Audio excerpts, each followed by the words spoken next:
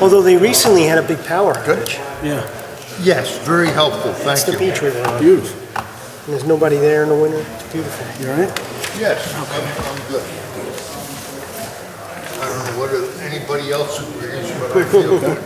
You look good. Stay standing, okay?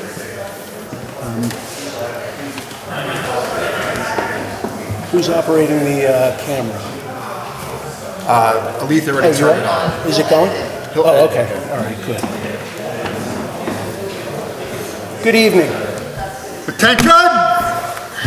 Good to see everybody this evening. If you'll take note of the emergency exits, there's one in the back, behind you down the hall, to your left, and behind me. And if you'll now join me in the Pledge of Allegiance to the flag of our country. I pledge allegiance to the flag of the United States of America and to the republic for which it stands, one nation, under God, indivisible, with liberty and justice for all. And a moment of silence, please, for our first responders, surface personnel, currently and in the past.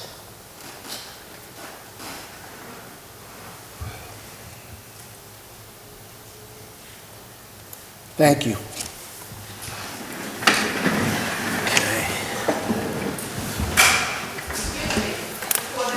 So,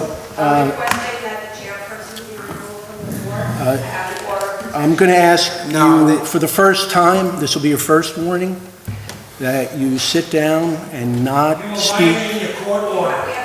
You are too, so just sit down and let us conduct the meeting. He's not supposed to be here. All right. The DA's office told me he's not allowed to be here. If I'm here, for the president. Okay, I'll call the sheriff. you can, why don't you do that? Yeah, So we can please have do. this meeting. Yes, thank you. We're gonna do I'm that. going to call them right now. You call him that too. Yeah. You can leave. All right, the board wants. Yes, hi, this is John Frascacci, Chairman of the Planning Board. I'm being spoken to disrespectfully at a meeting here, who's quoting town law right now. I'm trying to run a planning board meeting, and temporary, this is at Let them know they're cross. Beekman borders of Town protection. Hall. There's going to be cross orders coming in There are. right now. I think we have a deputy on scene there. Okay, here, I'm going to put the town attorney on, if you'll just hold one moment. Deputy, how you doing? Craig Ross, town attorney. Allegedly, there are cross orders of protection. It's all right. It's Cool. Don't worry about it. What? Don't worry about it. No, I'm not. Violation of it in an open meeting while the other individual is chairman.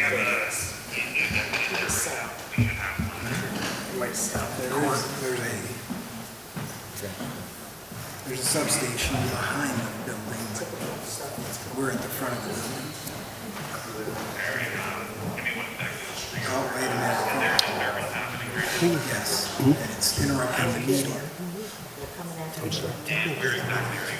No, In the meeting room we didn't approve. next to the courtroom on the first floor. Shame on you, baby.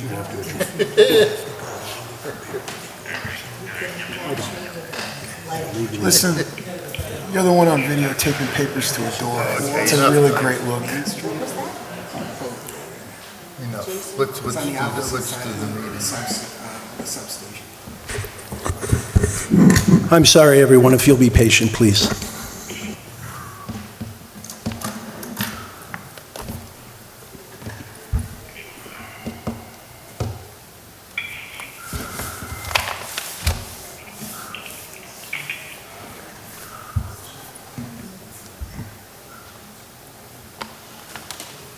We can't conduct any business?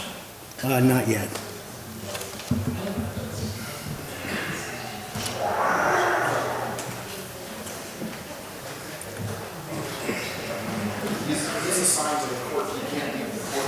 Right.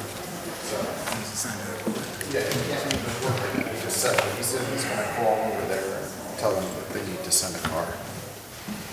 Would you like to proceed with the meeting? As long as,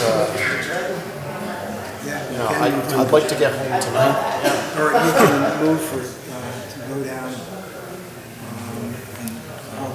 suspend the meeting until this is resolved. Since our meeting has been hostages, then we do this is joint order.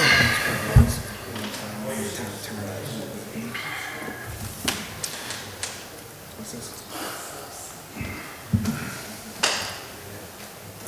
So about that, Indiana.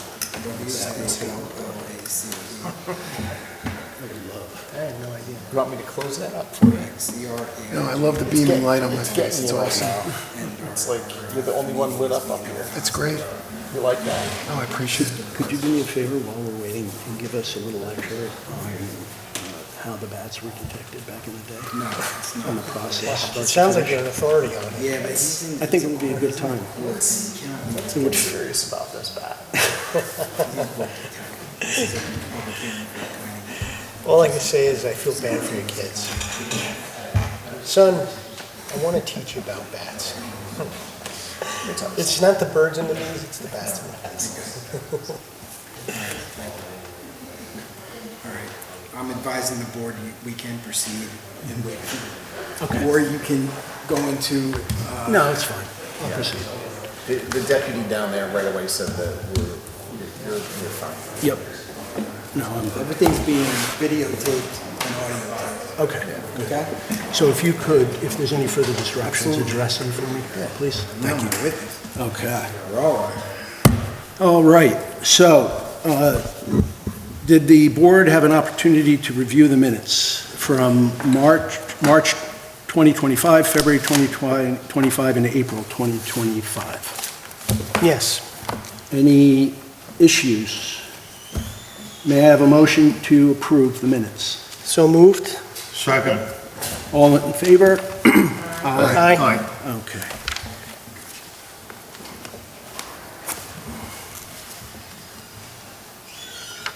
Okay, so this evening, we have two on the agenda for public hearing. One is Duchess Contracting Corporation. Evening. Good evening. Brian Watts from Days Tacosa here on behalf of the client. Wonderful. Hi, Brian. So we are just here respectfully seeking adjournment again. I apologize. I thought we'd be farther along than we are now. The main thing we've been waiting for has been DOT. Could you just talk a little closer into the mic? Yes. The main item we've been waiting for is DOT from a response we'd submitted back in, I believe it was October, when we first went through the public hearing, and our traffic engineer followed up with them, and this was in March, I believe, trying to figure out where our submission was, and they informed us that they have it, but it just gotten out of queue with them at some point. So I've received an email in the past, just a couple days after the submission deadline, that said they were happy with the traffic study. That was about it. So we're just trying to get the submission and all that with that correspondence together and submit it back in. And so we'd be better prepared to address the public at that time. Okay, sounds good. Moving along at a nice pace. I understand. So- It's not completely your fault. So we need to adjourn it to the, what did we do last time? How much time do you think you need? The public hearing has been kept open all this Yeah. time, so there's continuity. So, remember, this applicant had to re-advertise at one point in time. Right. Due to a gap in time for failure to come to a meeting. So he's, complying now in good faith. The board can now consider just adjourning the public hearing. for To that the purpose. June 26, 2025 Yes. meeting. I'll make a motion to adjourn the public hearing until June 26, 2025. I'll second that. And roll call vote. Fay Garrido, Aye. Peter Poltrak, Aye. Jason. Aye. Aye. Aye. For the entire Adjourned. board, it's unanimous. Okay. All right, thanks, Brian. I Appreciate it. thank the board for the indulging us on this, and I thank thank anybody from the public here for the project as well, who's hung with us as we go through this. Thank you very much. Thank you. Okay. The next item on the agenda is Green Hill Farm.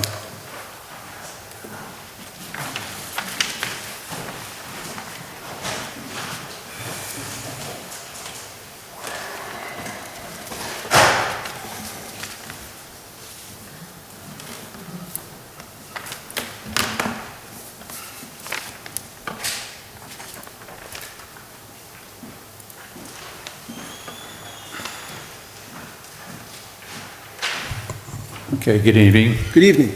Ernie Martin, the project engineer for this project, representing Green Hill Farm Holdings LLC.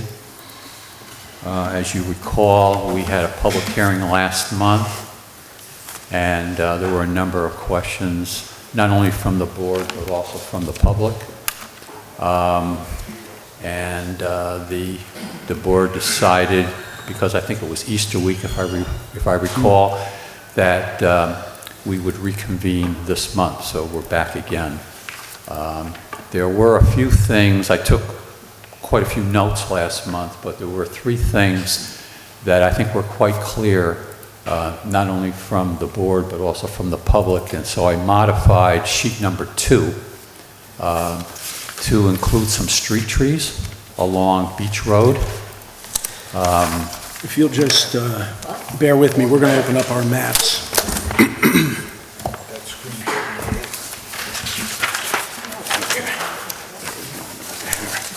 I think I got a nice big one here for you.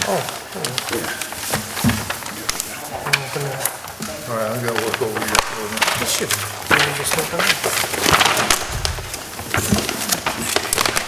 No, that's Simona. Okay.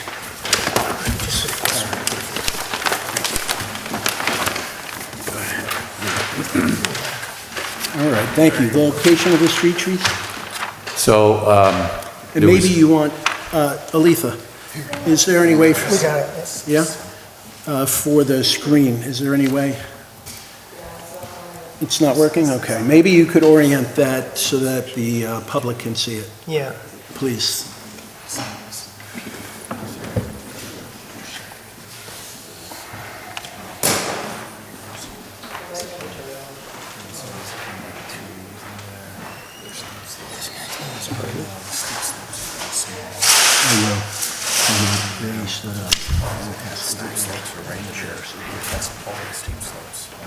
So the concern, one of the points raised was the fact that it's pretty much an open site, the 21 acres that is there, and some of the neighbors and the board concurred that that maybe some street trees to maybe try to protect the view a little bit may help. So we did add some street trees on Beach Road. And they're so denoted on sheet number 2, the sheet that you have in front of you. Another issue that was raised, there's a conifer grove on Beach Road that not only does the owner want to protect, but the public and the board would like to see protected.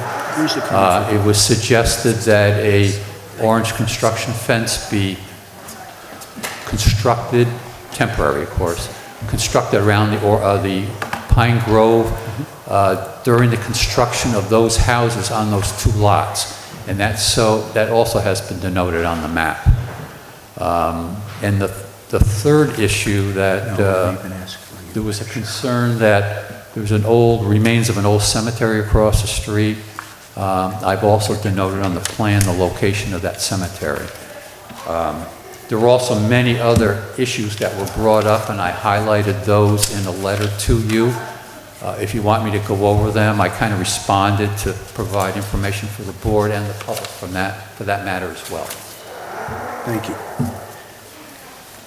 I think because it's a public hearing, if you wouldn't mind just giving a brief explanation of the plan to the public? Sure.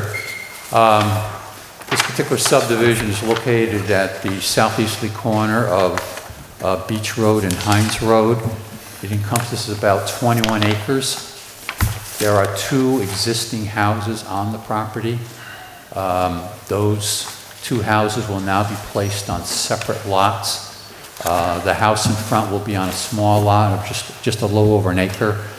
The larger home located to the rear would be on I believe it's a 10-acre parcel. And then along Beach Road, there would be 5 new lots. So we're looking at a total of 7 lots, 5 new lots, but 7 total lots. Ernie, Lot 1, is that 10 or 12 acres? 8.98. Oh, 8.98, okay, all right, thank you. And then what is the size of Lot 2? It's 5.21. Okay, so the design is beautiful, all right. We talked briefly about the possibility of a conservation easement at the last meeting. And I thought long and hard about it. I visited with some of the neighbors there when I was picking up a friend to go to a fly fishing lecture. And I looked around that, and I don't know for how many years it's been a farm. I'm not sure if it's in the farm, if it's a farm district or not. But I see a perfect opportunity for the applicant to consider what I would like to see there as a farm conservation easement. Now, that is something that he could pass on from heir to heir. He could remain as the owner of that conservation easement. I see the potential for a lot of tax advantages that he'll benefit from, plus the assessed value of each property will also be lower. So that will help in that regard also. See, those neighbors and the children in that area have had the opportunity to enjoy that farm for many, many years. It's been hayed for a very long time. And it seems as though the primary owner, the applicant, is interested in protecting the viewshed by having that 8-acre parcel. And I realize that Lot 1 and Lot 2 are pre-existing, and you did a really nice job clustering the 5 other parcels. Even the size of them seem appropriate. We made them larger than is required. Yes. You did, yeah. And the size of them are appropriate as well, meaning the lots themselves. I think it's about 1 1/3 acres. Mm-hmm. But our code, right, and not only our code, but our comprehensive plan, right, clearly speaks about preserving, really important natural areas of our town, bucolic areas of our town, preserving the agricultural nature of our town. And I would really like the applicant to consider the conservation easement. Now, I know this isn't my business, but you are calling it, Green Hill Farms. I actually can envision it improving the value of each of those parcels. People who come here for the qualities that we offer, the resources that we have here. All sorts of things could go on, from beehives to chicken coops to sanctuary corrals and animals that can be viewed as pets. You could have sheep. You could have a vegetable farm. You could even have the Green Hill Farms farm stand or Green Hill Farm Stand. So with that being said, I'd like to allow you to weigh in first, but then I'd like the other board members to just piggyback off of my concept there. Well, since the last meeting, I did talk to the owner.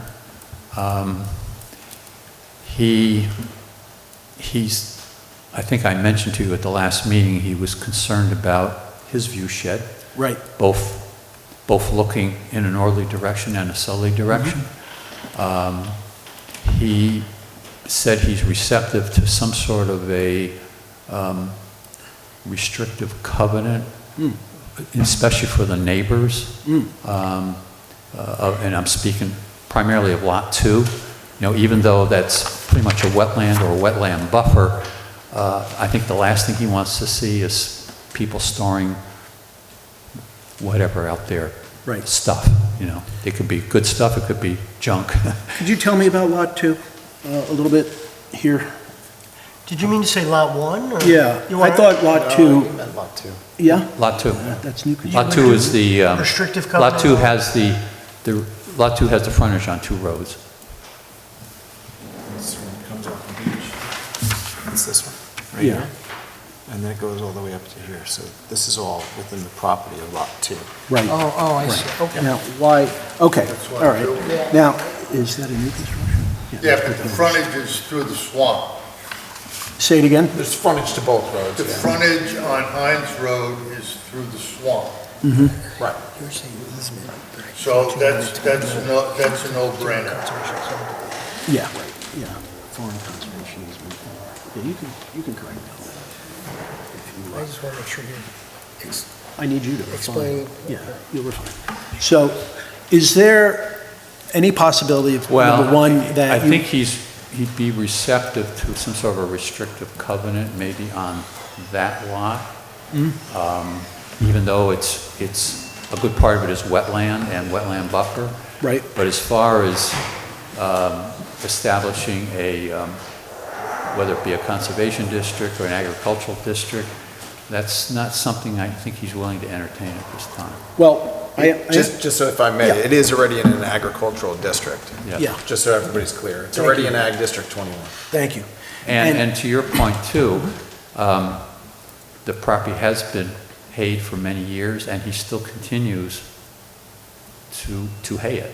You know, Right. He has a caretaker that takes care of the property and makes arrangements for, you know, whether it's a service or a local farm or whatever to hay it. So my understanding, as long as he owns it, he's going to continue to do that. Well, I'm glad to hear that. I mean, in the letter, he talked about future development. He wants to keep that as an option. I'm not in favor of that.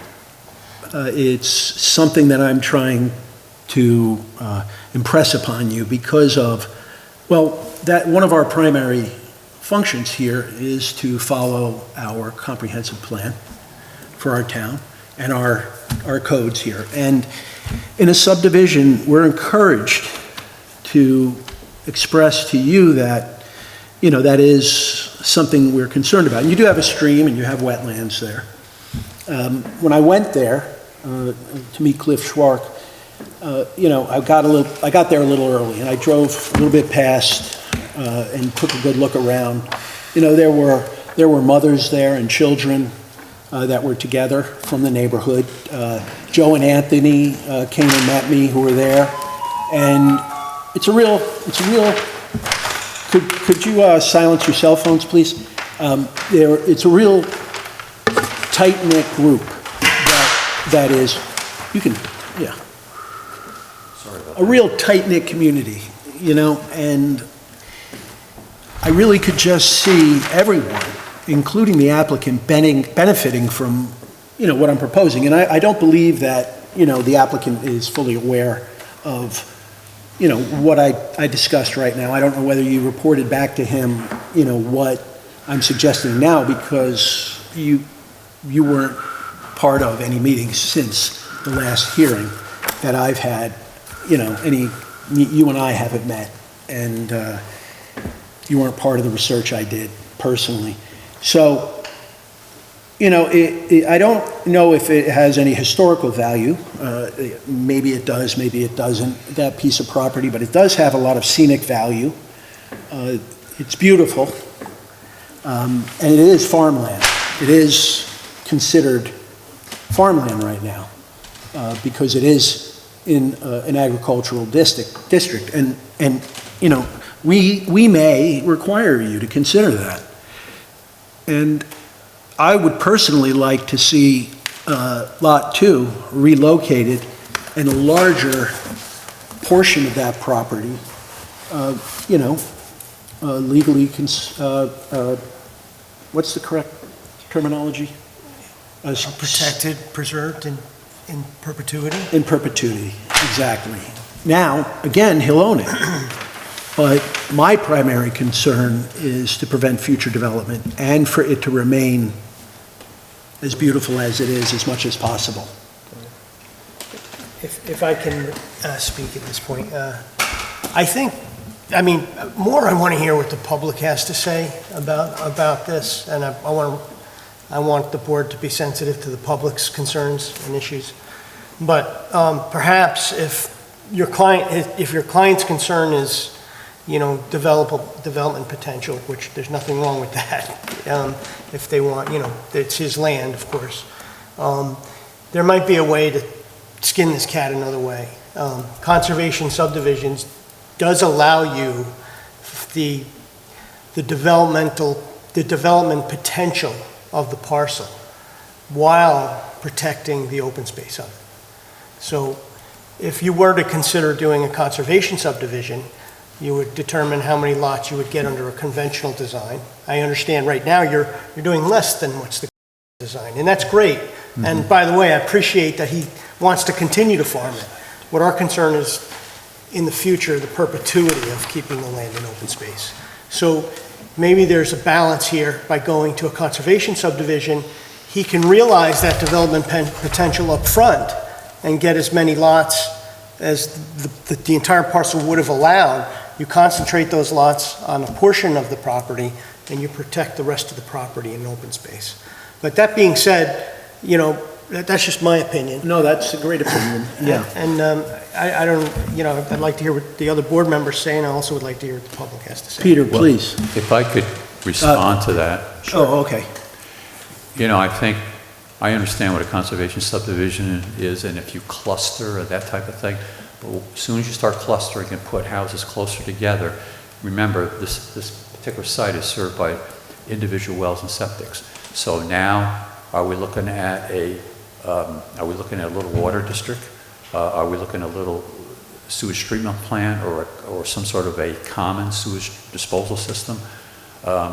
You know, when I initially met with the client on this well over a year ago, you know, he expressed his concern that he wanted the house lot, which he uses on weekends, at least at this point in time. He wanted that to be a large piece, and he wanted to try to maintain it, and he didn't want to try to develop the site to its maximum. I mean, I'm sure we can get it, I think I mentioned the last time, I'm sure we can get another lot along Beach Road, and I'm sure if we worked the back part of where the house is now, you probably could get another, maybe 2 lots, I don't know, maybe 3, I don't know. But I really don't think I know he doesn't want to go through and kind of examine this and say, okay, we can get 12 lots here, but we have to cluster. I don't think he wants to go in that direction. Okay, fair. Peter? Would your client consider dropping lot number 2 entirely? No, there's no house on it. And for what reason? Not build on it? I don't think so. I mean, for what reason? For the reason that actually lot number 2 ties in with lot number 1. And you would be able to, I believe the way it is right now, that lot is partially used for hay. And I'm thinking that if you tie it in with the original lot, that ideally it would increase the value of lot number one. Well, if you remember, the first map that we presented to the board, basically it was a flag lot, and then just the area where the house is, okay? In doing a code review, I think the zoning for this area, you gotta have at least 100-foot frontage. So we went back to the drawing board, kept the frontage, the access where it is now, but we extended the lot all the way down to Hines Road to Right. get the 100-foot frontage. Well, I'm looking at it as a trade-off. That if you drop lot number one, I'm looking at the 4 lots that are on Hines Road. 4 on Beach, right? Excuse me, that's correct. They are on Beach Road, the 4 lots that are on Beach Road. Now, I understand everybody's concern about it, Read the code, 130. but I want to tell you, 6 years ago, we dealt with the same issue on Beach Road, adjacent to, it was the pasture that Cunningham had. Oh, Gabriel? Across from the, where Pulo's house was, and, who was it? John Griffin, the Griffin house. That house was totally redone, and the land there, and either 3 or 4 houses were put in there. And I drove by that today, and really, in a sense, granted, it's not open the way it was, but the houses are not obtrusive. And I'm wondering if doing the 4 lots on Beach Road, that in the long haul, they would not be obtrusive.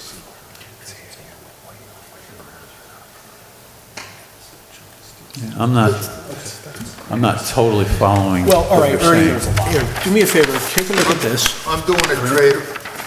Can I make a comment to the board about Sure. a legal issue? So, the conservation subdivision is within this board's discretion to mandate it, provided that there's a record that exists that compels, the considerations to mandate a conservation subdivision. And those are listed in the code as sufficient to preserve some of the environmental resources such as wetlands, steep slopes, stream corridors, prime farmlands, ridge tops, erosive soils, scenic landscapes. It's not all-inclusive, but those are some of the considerations. Thank you. And the town engineer and the applicant's engineer would need to really comment on that. And if there is not a sufficient record for this board to mandate that, then, really, it's a dead issue at this point in time. But if there is, of course, and I defer to the engineers involved here, they're the experts. I just supplied the engineer with a drawing, Yeah. right, of the area that I'm contemplating, right? And what I envision, which doesn't change anything you've done to date, right? For the most part. And Dan, if you could take over and just mention to me some of the items that you just discussed. Yeah, I guess, I'm looking at Lot 1 right now, because that's the only other lot that could be future subdivided at this point based on the lot areas. And in reality, the 150-foot lot width requirement, the 100-foot front road frontage, the DEC wetland adjacent area on the, I guess that's the south side, and then the fact that there's DEC wetland buffer to even get access off of Pines Road would require DEC permitting. There's a small little section of slopes that are over 15%. I think you'd almost be hard pressed to come back and even get another lot from the board, to be honest with you. Because of the steep slope laws there and wetlands. Well, there's wetlands, Yeah. there's a wetland. You mean for lot 2? Or are you saying for lot 1? No, for lot 1. Yeah, he's For lot talking, one. yeah, over in this area here. There's too much going on. So I'm, So you've got this area. you know, here. I think I'm it's not primarily, actually sure that it's there's the really much wetland there. as opposed to, the steep slope is next to nothing. So, It's the I wetland. mean, I don't But the believe, development potential, my point being, is that of that lot that's remaining, is very limited as it is, in my opinion. And I think, you know, they'd be probably hard pressed to come back to the board and actually get another lot out of that in the future. so It's only gonna get harder, more regulation. It is. seems, right? So- it absolutely is. And so, understanding that the applicant wants to protect the potential, say, investment of another structure on that property, I don't think it's there, and neither does the engineer here. So I go back to the other advantages financially of maintaining, it will remain in place, the agricultural district, on the entire area, right? Because it's considered cumulative, or once he subdivides the lots, he'll lose that? The future lot owners for the residential will probably end up losing it at some point. I see. They would have to Okay. keep asking for it on the larger parcel. Okay. So that would be something that would require some investigation on your part. But clearly, the value, the assessed values will go down while retaining ownership of that portion that I showed you here, that I'd like you to consider to carve out. It's not buildable, theoretically. You're protecting the view shed for your neighbors and the owners, and you could potentially use this land for things that will really benefit the individuals buying here. It would be a selling point. It's marketable, say, item in the sale of these homes. And it's been proven that people, that this in itself can improve the value of those lots and the saleability of those lots that he's looking to build. So with that being said, does any of the board members have anything more to say about this? Because I would like to open it up and Mr. hear. Chairman, can I just make one Yes, comment sir. about Yeah. financial impact? This board really cannot consider the financial impact to an applicant Right. in its decision-making. The ZBA can Right. do so in considering a variance, but this board cannot. So I just want to caution the board on that. Thank you. Right. Financial benefit. Financial. With that being said, can I have a motion to open the public hearing? So moved? Second. Are there, okay, All in favor? all in favor? Aye. Okay, unanimous, thank you. If each person this evening, by the way, if you could write your name on the list, either now, if you're going to speak, or before you leave tonight, I'd appreciate that. So, who would like to be first? Except Mr. Crane. He's always so timid, and I don't know whether, I'm only kidding, Mr. Crane, please. No, Mr. Crane, I insist you kick this meeting off, all right? It will never be the same.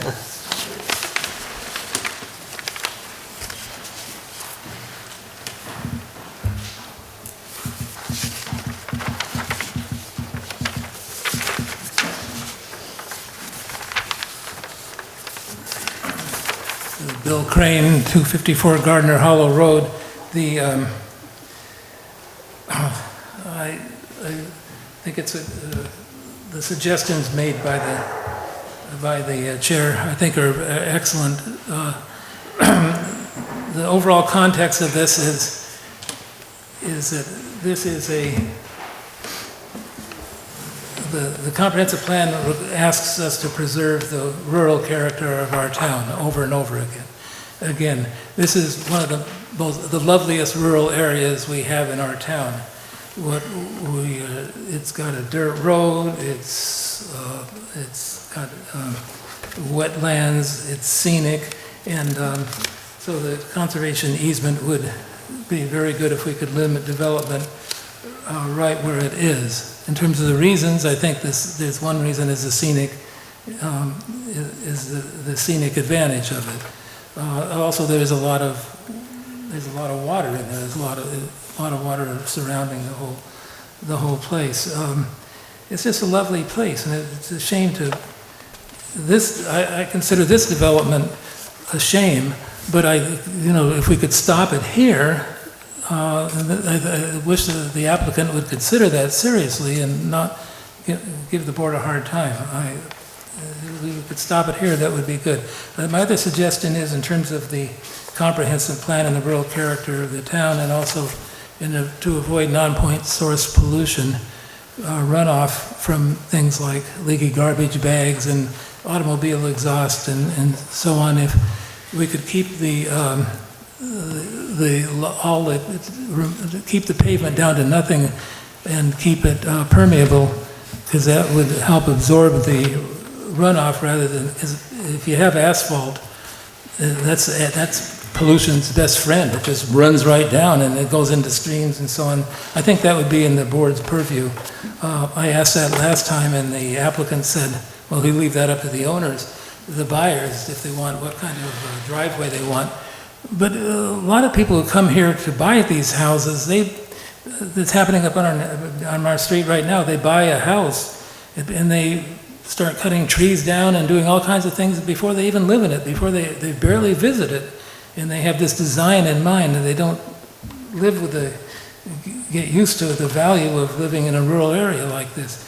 And so if it were their decision, their option, they'll probably say, I'll pave it, convenient, pave it. But if that could be required, that would be an additional benefit. And so I appreciate your trying to preserve the rural character of our town in these ideas. Thank you. Thank you, Mr. Crane. Is there anyone else who would like to speak? Yes, sir. Good evening. My name is Dietrich Gottfried Schmidt, 1141 Beekman Road. I would like to second what Mr. Crane said. I appreciate the board's intent to use a farmland conservation easement in order to help protect the rural character, but in my opinion, the best way to protect the rural character and follow the comprehensive plan is to not have any development at the site at all. Thank you very much. Could you repeat your address for me? Sir, could you repeat your address for me? 1141 Beekman Road. Okay, thank you. Is there anyone else who would like to approach?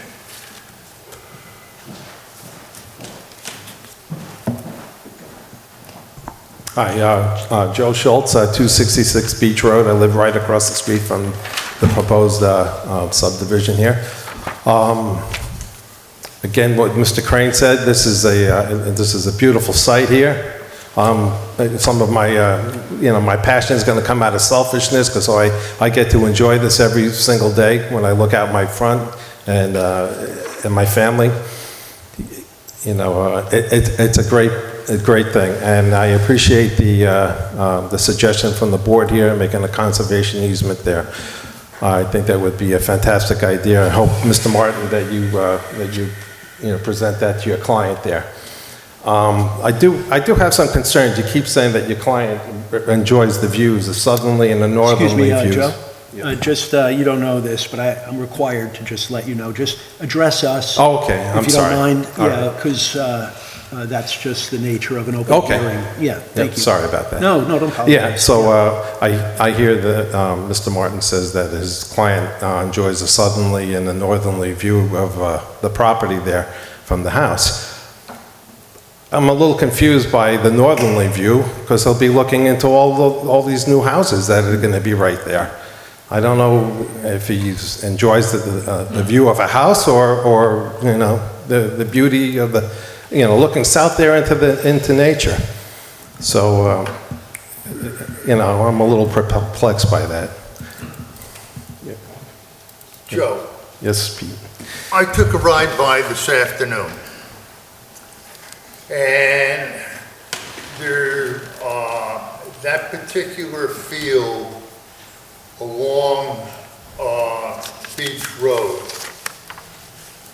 There's a screen of trees between the two houses that are there now, meaning the cottage, I'm going to call it the Correct. cottage, and what was Dioria's house, okay? So from the owner's view, they're not looking at the north at all. There's absolutely nothing to see other than trees. The view shed for lot number 1, which the owner has, is going to be in that southerly direction and over in the direction of lot number 2 on the plans. All right? Enough said for the moment. Okay. Yep. All right, thank you, Joe. So according to the legal letter that was sent out for the nay or yay, against it. So Okay. I would, that's, No, I appreciate your input. all right, thank you very much. Is there anyone else in the audience that would like to speak at this point in time? Anyone? No? Okay. So, my suggestion, all right, Ernie, is that you take, consideration of that proposal back to your applicant. Any input from the board? I think it would be wise to get feedback from the client as to what his thoughts are with respect to a conservation easement. I think we should leave this hearing open until he's able to speak to the town planner or the chairman about, he has rights, he has property rights, we all know that, but we're here to make it as best as we can. That's what we try to do. I understand that, but can this board mandate that we have a conservation easement on that property? Well, before we do that, I just want to answer some of the concerns. I mean, if you're asking me, if you're requesting a straw vote now, right now, if you were to want me to vote.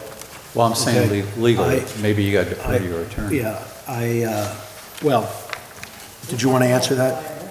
Yeah, I mean, listen, in order for a board to act, there has to be legal reasons to do so in the record.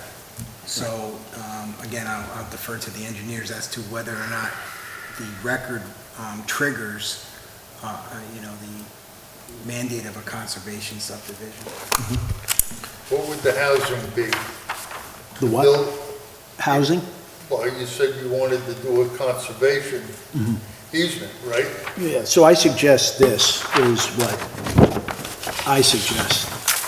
So if you did that, they still have the right to build houses, correct? Well, so to answer one of the questions that were brought up, I'm sorry, your name, sir? Mr. Dietrich Goffschmidt? Very good, thank you. The issue is that area is zoned R45, okay? R45 means that an acre or more of land per parcel, okay? There are a lot of wetlands, streams, steep slopes on that property, okay? So that being considered, there is extensive restrictions when there are those sorts of natural resources on the entire lot. They're not allowed to affect them, and as a matter of fact, they're required to stay 50 feet or more away from streams, right? This particular stream is an intermittent stream that An intermittent. has a 50-foot town buffer. A 50-foot yes. town buffer, and then the wetlands are 100? New York State DEC New York wetland, State. so it's a 100-foot buffer. yeah. So a 100-foot buffer for the wetland area. Our town code has even more restrictive, steep slope, wetland laws as well that Clifford Schwartz crafted for us. So there really, although he has a right to develop his land, which I believe they have maximized their ability to develop that land. There's 2 existing homes on it. They want to put another 5. I don't believe they'll be able to fit in any more lots down the road. Now, with that being said also, they have considered some of the public's requests from the first public hearing, which is to give the buyer the opportunity to maintain a graveled driveway. They're not going to affect Beach Road there. That's going to stay the way it is, a dirt road. Hines. Pardon? Hines. Hines, I'm sorry. Hines Road will remain dirt. They are required under town law to put asphalt aprons in. Okay, that is something that they are going to consider. They don't believe that there will be any more traffic that will develop from it. I'm confused by that, but the town engineer also feels that the traffic increase will be negligible. I'm picturing, probably, more cars there. Could be up to 7 to 12 cars, depending. So there is an effort for the applicant to mitigate some of your concerns here. He clearly wants to protect a portion of the land. So I'm getting that feeling, that strong feeling from him. I do feel that I, on the record, last meeting, asked them to consider the conservation easement. So I believe there is a record that establishes our right to insist upon this. I suppose we'll find out, though. So, any other thoughts? You still have the right to build, but it has to be a cluster or something. Yeah, it's a cluster subdivision. It's similar to what was done at Elena Estates. I think you're defeating things, personally. Well, go ahead, I'm sorry. I think personally you're defeating things by asking to do a cluster, because the cluster, if you're going to do it, is going to be on lot number 6, 5, 4, and 3. Right. Okay? I'm not asking him to, just to be clear, I'm not asking him to change anything in terms of the location of any of the houses. I feel that the cluster has already been established, as you pointed out. Lot 2, if that is a consideration for you to move, and there is I don't think there is a better location. So I'm willing to forego that. If you can find a better location and preserve more land, I would love to see that. But I've already outlined the area that I feel would be appropriate. I mean, I recognize the fact that because there isn't sewer or water there, you need an acre, at least per parcel, for your backup and your fields and your wells. I don't think it's going to impact the quality of water at all. Matter of fact, it'll preserve the quality of the water, not only for the individuals that will be living here on this parcel, but for your neighbors also. That is a vital area there that has a lot of wetlands and a lot of streams on it. It'll protect the aquifer if that area is not developed. Like I said, there are benefits, and I think it's a win-win situation from my point of view. Well, I think that the sketch, as you had kind of denoted,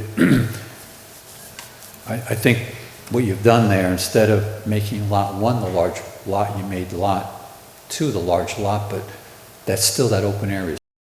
I don't think you gain anything by moving those lines around. I am not an engineer. I think he was intending to make that an easement line. Yeah. Without changing the lot lines. Yes, yeah. An easement. Or deed restricted area.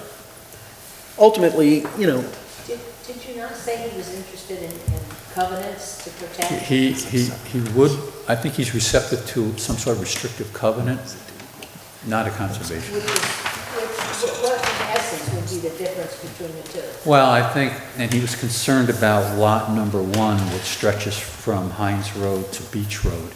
And his concern was because from day one, he was concerned about protecting that open field. And what he didn't want to look out there and see his neighbor. Done. I just did it for him. Okay. My point is that, yeah, I believe you misunderstood my lines there. Well, That he's is he's the owner of Lot 1. If he wants to develop it and look at his neighbor at this point, he's got the right to do it. Yeah, and I'm not preventing him from doing that. Yeah.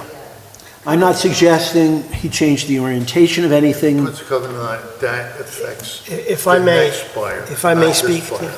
Right, right. Rob would like a moment, please. I'm sorry. Thank you. Nope. That's okay, that's the reason for changing, that's the reason for changing lot, or dropping lot number 2. Which would be that it would increase the value and the view shed of lot number 1.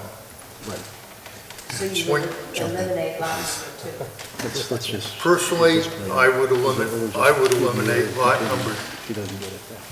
Well, 2, but, and be satisfied with 4 lots on Beach Road.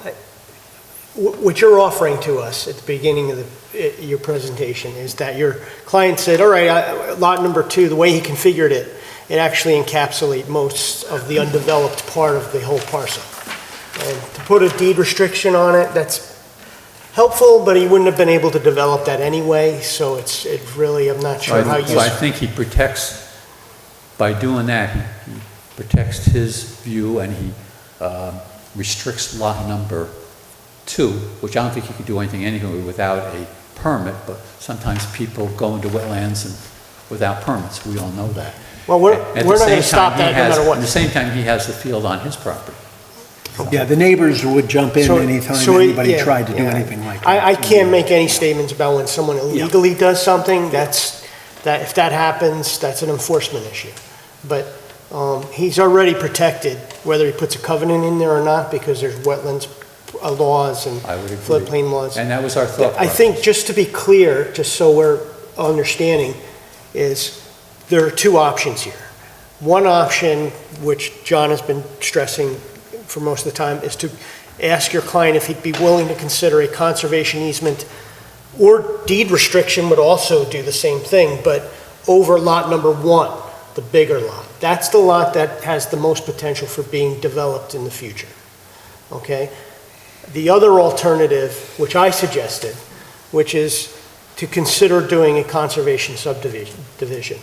And that might achieve both goals by allowing him to realize his development potential up front and then protect the rest of the open space. And what that could look like is omitting lot number 2 and reassigning it over in the corner and reducing all of those lots from 1.5 acre down to, let's say, a 1/2 acre. And my understanding is the soil conditions, as you had explained in past meetings, are pretty good. They're pretty amenable to septic systems. So I'm not sure that I'm convinced that you would have to go to some kind of mini sewage disposal system. Well, either that or be some sort of community plan. I'm not convinced of that. You may be able to get septics on 1/2 acre, even if you reduce them to 1 acre. It's something Still got to provide water, though, and you got to have separation. Right. Yeah. Between the wells and the septics. It's open fields right now. We're not challenged with, in that corner, we're not challenged with wooded areas, streams. You may be able to achieve it. It's not that difficult. But anyway, I just wanted to outline, those are the 2 options. The possibilities. What are you gaining? Well, I'll tell you what you gain. The preservation of open space. You gain more than that. Well, you already have the open space because he doesn't want to develop lot number 1. Because he says he doesn't want to develop lot number 1. Right. So the guy he sells to next time, what does he say? Exactly. Yeah, so we're looking to protect it in perpetuity. In perpetuity here. Yeah, Faye? Did you want to weigh in? So that could be done by a deed restriction that runs with the land. Right. It could, but now, I wish the applicant was here, because, he'll be able to watch the video. There's a lot of upsides to what I'm suggesting. Options become, instead of the possibility of developing on a lot that isn't developable, could you do that for me? Developable. Thank you, right. So, that was almost as hard as your name for me. Thank you. So, the options are, agriculture. What a wonderful thing to have available to the other property owners as a real estate agent, to be able to offer that as an option, right? He could be the head of the committee. There could be a committee of children and moms and dads.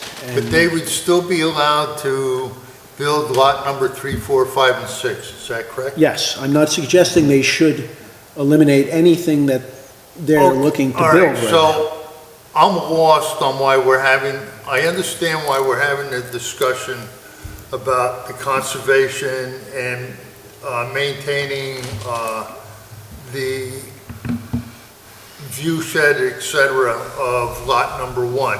Well, here. But lot number... You need to get unconfused about that. We need to clear that up so you understand. No, there's no... Oh. You've already stated your Okay. case on it. That is not the issue, the reason why Joe is here. They're concerned because they live on the other side of Beach Road, and they're concerned about looking at the houses, the 4 houses that are going to be on Beach Road. All right. That's what their concern is. Look, let me All right? address that then, all right? Thank you for clarifying it. So, Joe, he owns the property, all right? And the area is zoned correctly, for his usage. What would happen is if we said no to that, he'd file a lawsuit and win. It's that simple, and then the taxpayers would pay for that. And it would be expensive.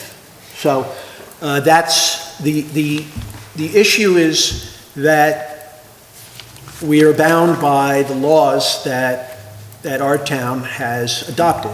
And the zoning may be changed in the future, all right, but it can't be changed now. It can never be changed in the middle of an application, right? Because that would be inappropriate. So we're working with what we have. And here we are right now, trying to, figure out how is best to negotiate with the applicant in a way that's fair and legal. So, Ernie, I am leaning more now towards Rob LePayne's suggestion. He's a landscape architect, all right? And I value his input as a board member. And the options are there for you to bring back to your applicant at this point. Faye has something to say. Yes, I'm sorry, Faye. I really think that, I believe this gentleman has gotten the picture. Yes. And nothing can happen until the applicant expresses either through him or comes here to talk about what he would like to do. Because unless we can find, and I don't know, compelling reasons to mandate, it appears it would be something that he would have to agree to or wish to do. Right. He wants to put a covenant on the property, he's trying to protect it. And I think, in all fairness, we could talk about this for 5 hours. Right. It's up to them. Yes. Thank you for that. Yeah, I don't want to suggest that we're mandating you to do that. But it's incumbent upon us. If we find that a site has special features, for some reason it was dedicated as in agriculture, so it has good agricultural soils, it's got scenic characteristics. We can, by the code, the planning board may require an applicant for subdivision approval to apply for residential cluster development under this section. And so that's where we are sort of garnering our rights to encourage you to do that. I think all we're asking at this point is just if you can consider that and then come back to us. Give the covenant, what's Very the good. difference? So at this point, I think... As I stated earlier, though, we spoke about that since the last meeting, and he's not Right. interested in that. Mm. So I guess my question to you, the board, and maybe you have to defer to your attorney, Okay. can you mandate that he put a restrictive covenant on this property? Would you like to go into executive session right now? No, but I would like to remind the board and remind Mr. Martin that this is in an aquifer overlay district, so a report has to be actually generated by you, which the board can adopt its findings relating to, it's under 155-12, and that's just in addition to what we're talking about now, but it may also alleviate some of the board's concerns or address some of the board's concerns as well. If you could further elaborate on the meaning of that. I'll let Mr. Kohler do that. Thank you. Right, so the aquifer overlay zone is, it encompasses a good amount of the town, and there's 5 standards that this board typically goes through at some point during the planning process. Normally, we get it to a point where the layout is generally kind of satisfied, and when we're in that seeker determination type of period. But the applicant has, I believe, had already started to address some of those. I'm just looking at some of the older plans, because you only submitted the sheet 2 this last time. I think that you had some notes on there already on how you were meeting with the aquifer overlay, but I think to Craig's point, all these issues that are brought up, there is that small section of steep slopes, the wetlands buffer, the intermittent stream, the buffer on that intermittent stream, the aquifer overlay, the fact that this is an ag district. Those are the things that are all kind of compiling and adding to some of this, I think this request of some sort of restriction of some sort. Again, I look at the layout of this lot 1, which is the only one that could dimensionally be re-subdivided in the future, other than, and lot 2 couldn't, because then it wouldn't leave frontage for lot 2 at all. So lot 1 is the only potential subdividable lot in the future. And I'm looking at a number of those issues already on there. And I really, again, will reiterate that I believe he'd be hard pressed to get any approval for a re-subdivision or further subdivision of lot 1. It'd be nice if maybe deed restriction, if it was added onto lot 2, maybe it could go on to small portions of lot 1 that encompass some of the 100-foot wetlands or the steep slopes on lot 1 or the 50-foot buffer on lot 1. Maybe that could be part of a concession by the applicant. Maybe that's something you can bring to them. Maybe that would be something that would please the board. I can't speak for the board, but again, my professional opinion is that lot 1 doesn't have a whole lot of further subdivision potential. You can get one house on it anyway. One more, you're saying? I think you could probably get 2, but I don't know what the setback. Well, he doesn't would have the be. lot width to get any more than, he doesn't have the lot width to get any more than 1. Right where the septic is compared to the lot lines, compared to the DEC wetland buffer. So you'd be, again, I think you'd be hard pressed, and then just to get access of a Hines Road, you gotta go to the DEC for Article 24 freshwater wetland permit, because it's within the buffer. Every bit of frontage on Hines Road along that particular lot is within the 100-foot wetland buffer. And so not only DEC wetland buffer, but town wetland buffer as well. So it's a 2-pronged permitting process for any entrance, further entrance off of Hines Road for that. So I think you're kind of seeing how this board feels about wetlands and certain things. I think you'd be hard pressed to get further subdivision of that lot as it is. So the environmental, the conditions that are on site right now, in effect, is your restrictive covenant, really? Not in writing, of course. Yeah, and again, from my perspective, being that the 100-foot DEC buffer runs along the south there, and then you have that little pocket of steep slopes, and then on the east side of Lot 1, you have the intermittent stream with the 50-foot town buffer. I think it would be appropriate just to make sure that somebody knows that those are there in the future. That could be a part of a deed restriction on that lot for that, and that might help kind of, appease the board a bit. Well, the truth is also that even if those features weren't there, I still feel the way I do about the parcel. And beyond that, we have a history of requiring conservation easements on development subdivisions throughout the town. My development, Dalton Farms, has them all over the place, conservation easements. There's trails that run throughout the development. Elena Estates, half of that is a conservation easement. The homes were clustered. There's a stream. There's an area that will remain preserved for perpetuity. Baker is another, and I'm sure the other board members can talk about other conservation easements that are in subdivisions in our town. And like I said, it is in our comprehensive plan and it is in our code here. So if there is nothing more for anyone to say about this at this point in time, I'd like to... Let me ask the board if I were to agree on behalf of my client to put that conservation, well, I'll call it a restricted covenant over that area, maybe somewhat like you outlined. Can you explain the difference to me? Because maybe, Craig,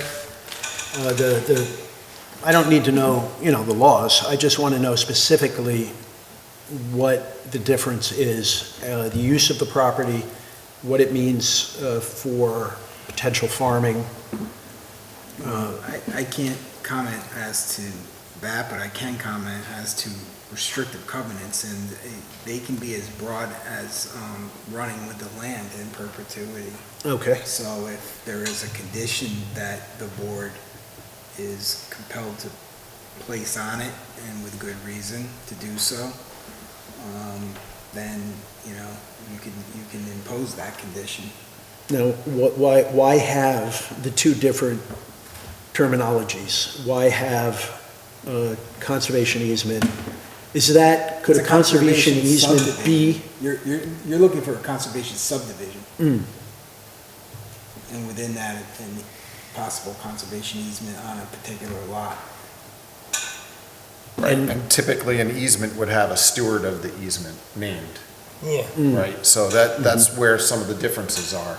And a deed If you have an restriction open doesn't? space parcel, that could literally be owned by an HOA entity or some other, given to some open space, not-for-profit organization. You could have a conservation easement where, I'll throw out and volunteer the CAC, let's say. Right. With some sort of an oversight entity. Yeah. And then you could just have deed restrictions where, you can't build or put any structures there, and, it shows up on the surveys and Sure. titles going forward, and people, again, you can't. There's no steward you can't always watching stop- that. You It's- can't yeah. always There- stop there stupid, is. right? But you can, so sometimes people make bad decisions and do things that they shouldn't, but at least there's a mechanism for some sort of, basically repair there to, The cost would be borne by the homeowner to Right. maintain it and oversee it. And it wouldn't prevent them from mowing it, it wouldn't prevent them from putting sheds and It's whatever the above-ground easement says, pools. It's whatever the easement or the deed Right. restrictions say. Okay. right. We'd have to define that, but the big thing is to limit the future development of it. That's the goal. The deed restriction. Or the easement. Or Yeah. so a conservation subdivision or a conservation farm subdivision, how would those two differ then? A conservation subdivision is just a reconfigure of the lots to cluster them in one part and to create an open space in the other. Then you use the conservation easement over that part that was protected. So you're Right. utilizing the easement in the development of the conservation subdivision. Okay. But Right. as far as what he's saying, you're saying, please reiterate what you're offering. I think the idea is that you could have no further development. I don't think I would want to see it restrictive. Notice if that person has an 8 or 9 acre parcel and he wants to put up a horse corral, or he wants to put up a walking, I don't know, I'll say another building, a barn or something like that, that's part of the operation of the property. That's one thing. We're talking about another residence. I think that's the concern that I'm hearing from the board. And I would like to see it used agriculturally as well. For a horse corral. If, or to be hayed, or whatever the case may be, but. Then if it's a deed restriction, it could allow for agricultural buildings. Sure, perfect, And of put course. that in the covenant. And, Yes. Exceptions. That would cover it. But so Again, I can, think- an easement can do that. It can Right, too. Yeah. Yep. You Now- have to make- Any of the three technically could be. And for my It's all about the edification, legal support and documentation associated with it. Right. and for my edification, how would one affect lot size of the homeowners versus the other? Well, the conservation subdivision would also allow the board, if, again, being that this is on wells and septics, if they could get them closer while still maintaining health department standards for separations between wells and septics on the lot and then wells and septics to your neighbor's lots, then the board could reduce some of the dimensional regulations associated with some of those lots to a smaller amount. The conservation subdivision code would require, I think I don't know what the wording is, I think it says encourages a minimum of 35% of the gross area to be in open space. And that would be within that conservation easement or whatever, so, in a case like this, you're looking at, 7 point something acres. Yeah, 7.35 we calculated, Something yeah. like that, right? Yeah, So, If we reduce those lots down to an acre plus, an Right. acre and a third, I believe, is what I used as a figure, even giving lot They're one. currently an acre and a third. Yeah. We've What? been reducing, they're currently, he has it shown as an acre and a third right now. For the 5, but the 2 existing are larger. And if, I believe, according to my calculations, if you reduce lot 1 down to 2 acres and kept lot 2 at around an acre and a third, you'd have about 7.35 acres left to conserve, which I'm leaning more towards Rob's suggestion in a conservation easement. Let me, And I moving- want to ask something. Craig, if you're establishing covenants to keep it open, potentially agricultural, and you're between the steep slopes and the restrictions on what you had mentioned before and everything for further development, is there any opportunity, if you establish those covenants to get past this, that could be reversed by the next owner? Or is it perpetuity? It's in perpetuity. So then wouldn't that accomplish what we're trying to do here? Right? yeah.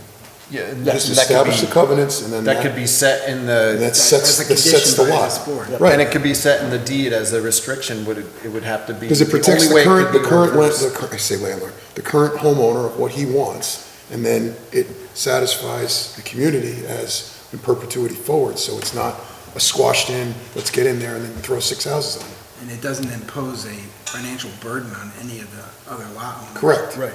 So is it just confined to lots 1 and 2? Right.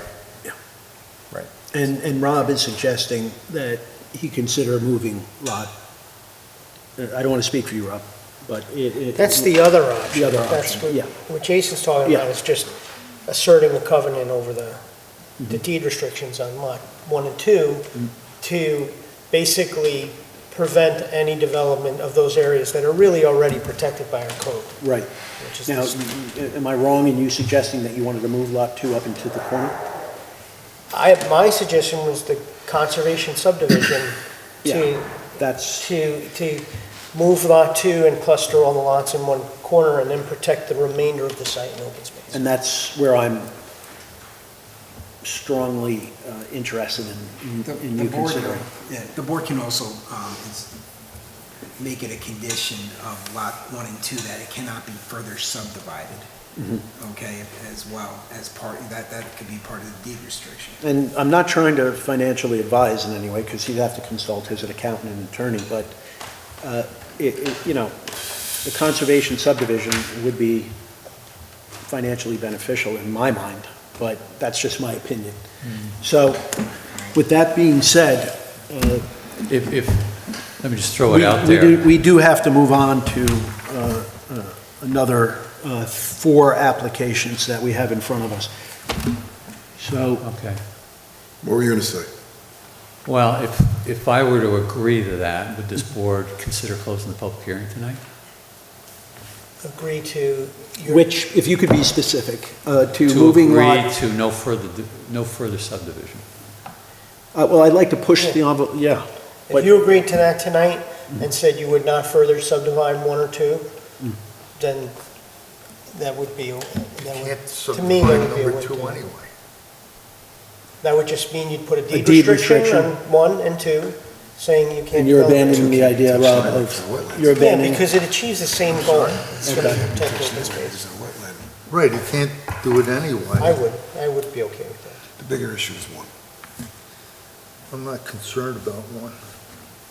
You know, if you go to a conservation thing, then fine, get rid of this, and you make these lots smaller. So, Rob, I think what you're seeing here is that Rob is willing to go one way or the other. I'm not sure about Jason, I'm not sure about Fay. Pete and I are leaning more towards... He's only offering one solution, so don't cloud it with the other ones. He's asking us, would we be okay to closing the public hearing if he was willing to say tonight that I'm willing to restrict any further development on 1 and 2. Isn't that what we're accomplishing? Well, It's semantics at this point. It's, I don't know, I mean... accomplishing the Dan, same if you thing. could weigh in, And I didn't mean to put words in your mouth, I'm thinking that's what you're saying. I'm strongly towards the movement of Lot 2 and making this, you know, a true conservation subdivision and clustering 2 to the corner. I mean, I believe that's what Pete is suggesting as well. Based on some of the Fay. public comment, I think adding another house along the beach wouldn't necessarily please a lot of the other public either. I mean, So, with that being said... With Lot 2 right now, the way they have it configured, there's no impact to steep slopes, wetlands, wetland buffers, stream buffers. It's, I mean, it's a viable lot in terms of what they're showing right now, so. So does the individuals that are here from the community, do you understand what we're discussing? Okay. Do you have an opinion? Yes, ma'am, please. If you could, each of you, if you could sign the document before you leave, as I mentioned before, but if you could approach the microphone and state your name and address, please, and then we'd love to hear what you have to say. My name is Alexis Fry and I'm 228 Beach Road. I don't totally understand what you're asking for and what the gentleman is offering. Okay. Are you looking to not build Lot 2 at all? No. So we're not suggesting that. Remember, we have to balance the rights of the property owner with what we're asking of him now. Okay. That would be a hardship, I believe, that we're imposing on him that could be arbitrary and capricious, if I said that correctly, right? So we're not suggesting that. What I'm suggesting is that Lot 2 get moved to the corner on the other side of the lot. Right. So that, and then reduce all of the other lot sizes significantly, mostly reducing Lot 1, and then conserving at least 7 to 8 acres. If possible, I'd prefer to see 8 acres of land conserved as part of a conservation subdivision. Did I say that right, Rob? Yeah. Thank you. How would Lot 2 gain access to their house in the same place, or would it be moved to the other side of, so it would be in line with 3, 4, 5 and 6? Would their entrance move? Yeah, but Because just to be clear, that's one alternative, is to Yeah. reconfigure it to cluster the lots in that corner.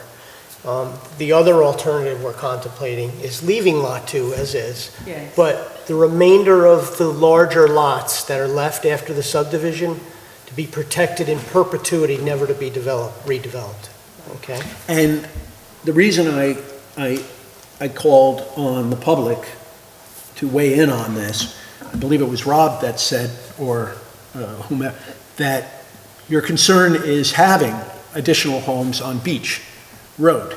So option one would mean moving, and Ernie, you weigh in if I'm out of line here at any point, 2 to Beach Road up in the corner, okay? Or your other option is to leave it where it is, and then through a covenant or Deed restriction. through a deed restriction, protect the 7, the acreage from being subdivided and built on in the future.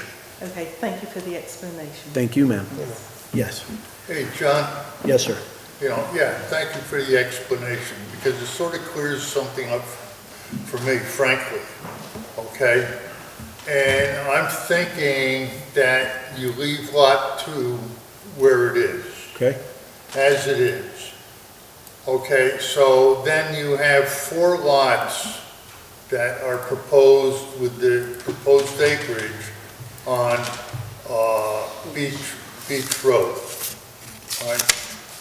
The lots are of sufficient size that will help to maintain the rural character of the area.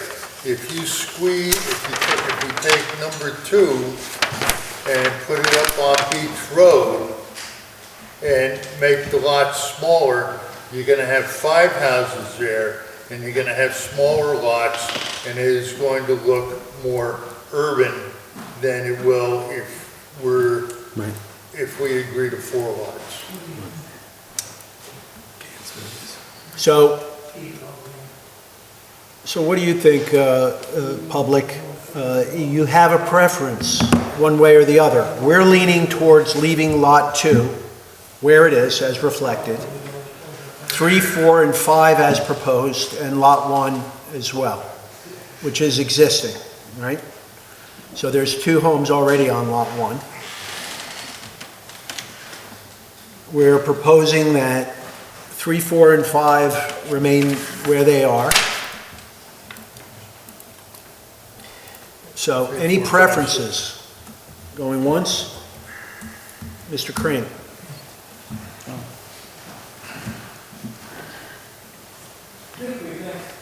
The offer, if there guarantees no further development, would the public be okay with closing the public hearing? Yes, I think they'd probably leave things the way they are and just go with that. It's probably our preference. I'm sorry, Mr. Crane, do me a favor, get a little closer, because I kind of lost your train of thought. You could speak too, but I think the public's idea is, the offer was, would the public be willing to just let the public hearing be closed if there was a guarantee? Willing, the public is not willing means, what they... Yes. I use the word loosely, because it's your decision. Would the public be okay closing the public hearing if there was a guarantee of no further development? Yeah, correct. And that's true. I think the preference would be to leave it the way it is, not clutter up Beach Road. Very good. I'd like them to consider the permeable, some sort of dirt, gravel surfaces where they could get into the water. There's a lot of water in this Right. area. Thank you, Mr. Crane. Appreciate that. So we've circled. So Ernie, if you could...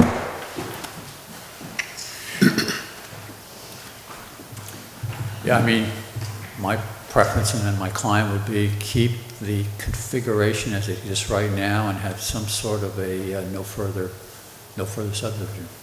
Sounds good. On lot one and lot two. Okay.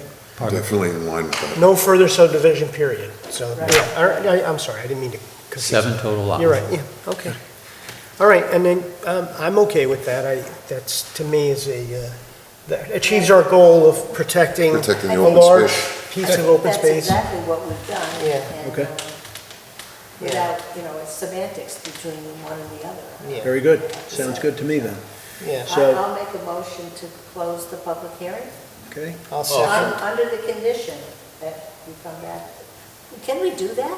Well, we'll reserving the right to reopen the Okay, public in the hearing in the event event that they Don't agree change. to it. Yeah, But he stated that he will. Yeah, I know, but words are words. You have to back it up with a guarantee. So what's the motion? To close the public hearing, Do things on a handshake. but allow us to reopen it if they do not come back with the proper covenant or deed restriction.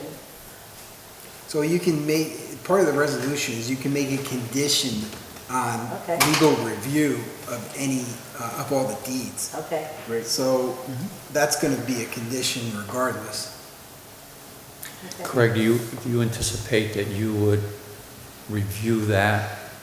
It'd be some sort of document that would be reviewed and filed with the file map? Yeah, it has to be done before the filed map. Okay. Okay? But something you're gonna wanna look You can't at. get a building permit without, legal Understand. being reviewed. Understand.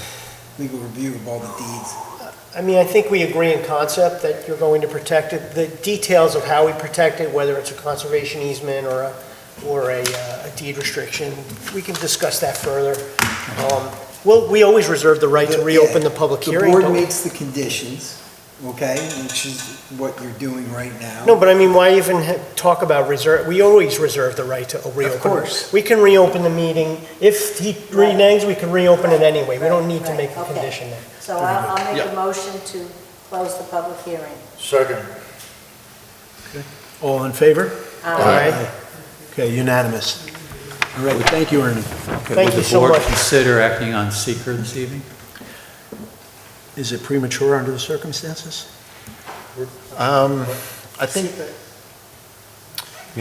I think for the seeker purpose of all the board discussion, I mean, we did prepare a part 2 and 3 for your consideration back in April. Okay. But it might make more sense to get an understanding of this so we can incorporate that into the seeker. Right. To understand how that, there's a supporting mechanism that's going to be in place and that is part of your environmental determination. Yeah, there's a lot of natural resources on this property. Yeah. So,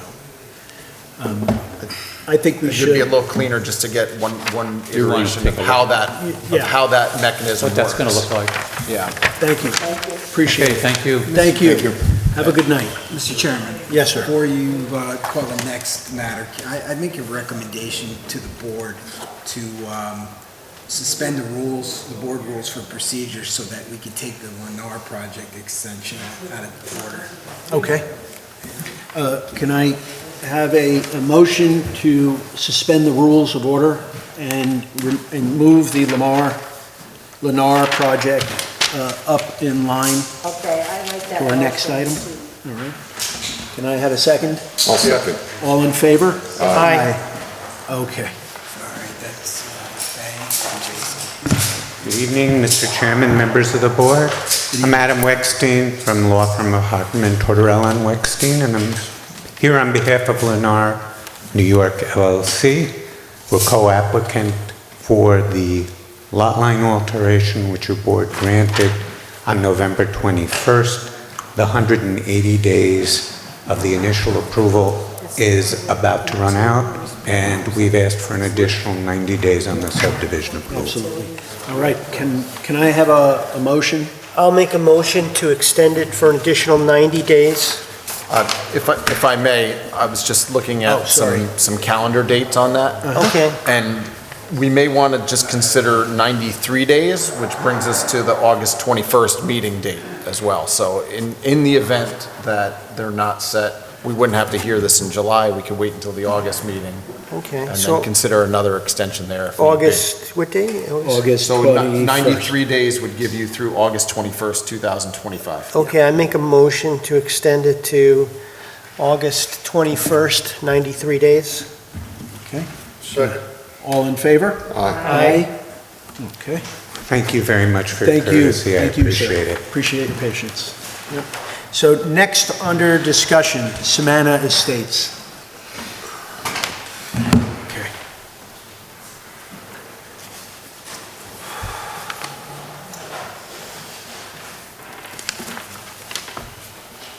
Hello, my name is John Kuroda. I'm one of the owners on the project and the applicant for Samana Estates. I know that there's concern, well, I'm of the understanding that there's concern about trees and tree felling. So if it's okay with the board, I intend to speak into what we know, speak into any questions that the board has, speak into what I'm aware of right now. If there are questions and if the board would prefer to talk about the submission and LRC is here. But as far as tonight and the application, if it's okay with the board, I want to speak into what happened, speak into concerns that the board might have. John? Yep. If you could, before you do that, Sure. explain what happened. Sure. Explain the process that got us to this point and what happened. Sure, absolutely. For people that aren't aware. Absolutely, yep. So this is the project that's on Greenhaven and Beekman Road. It's about a 6-acre parcel. The planning board, the status is there's preliminary subdivision approval. There's a clearing deadline for, I don't know, mass clearing, I might be misstating, but for clearing because there's Indiana bat habitat, and that clearing deadline, it opens up, I want to say November 1st, it closes March 31st. So I think there's a couple of concerns as far as timing. There's concerns also about trees that were cleared in excess of the tree felling plan. And it's also, there's concerns about clearing outside of our property line limits. So there's multiple things of concern, and there's multiple reasons for us to be apologizing. So as far as scope of what happened, then can I go into what happened and what we know so far? Or is there a different direction that? No, well, if you could talk about, the reason for the bond, and the purposes behind, you being granted. Sure.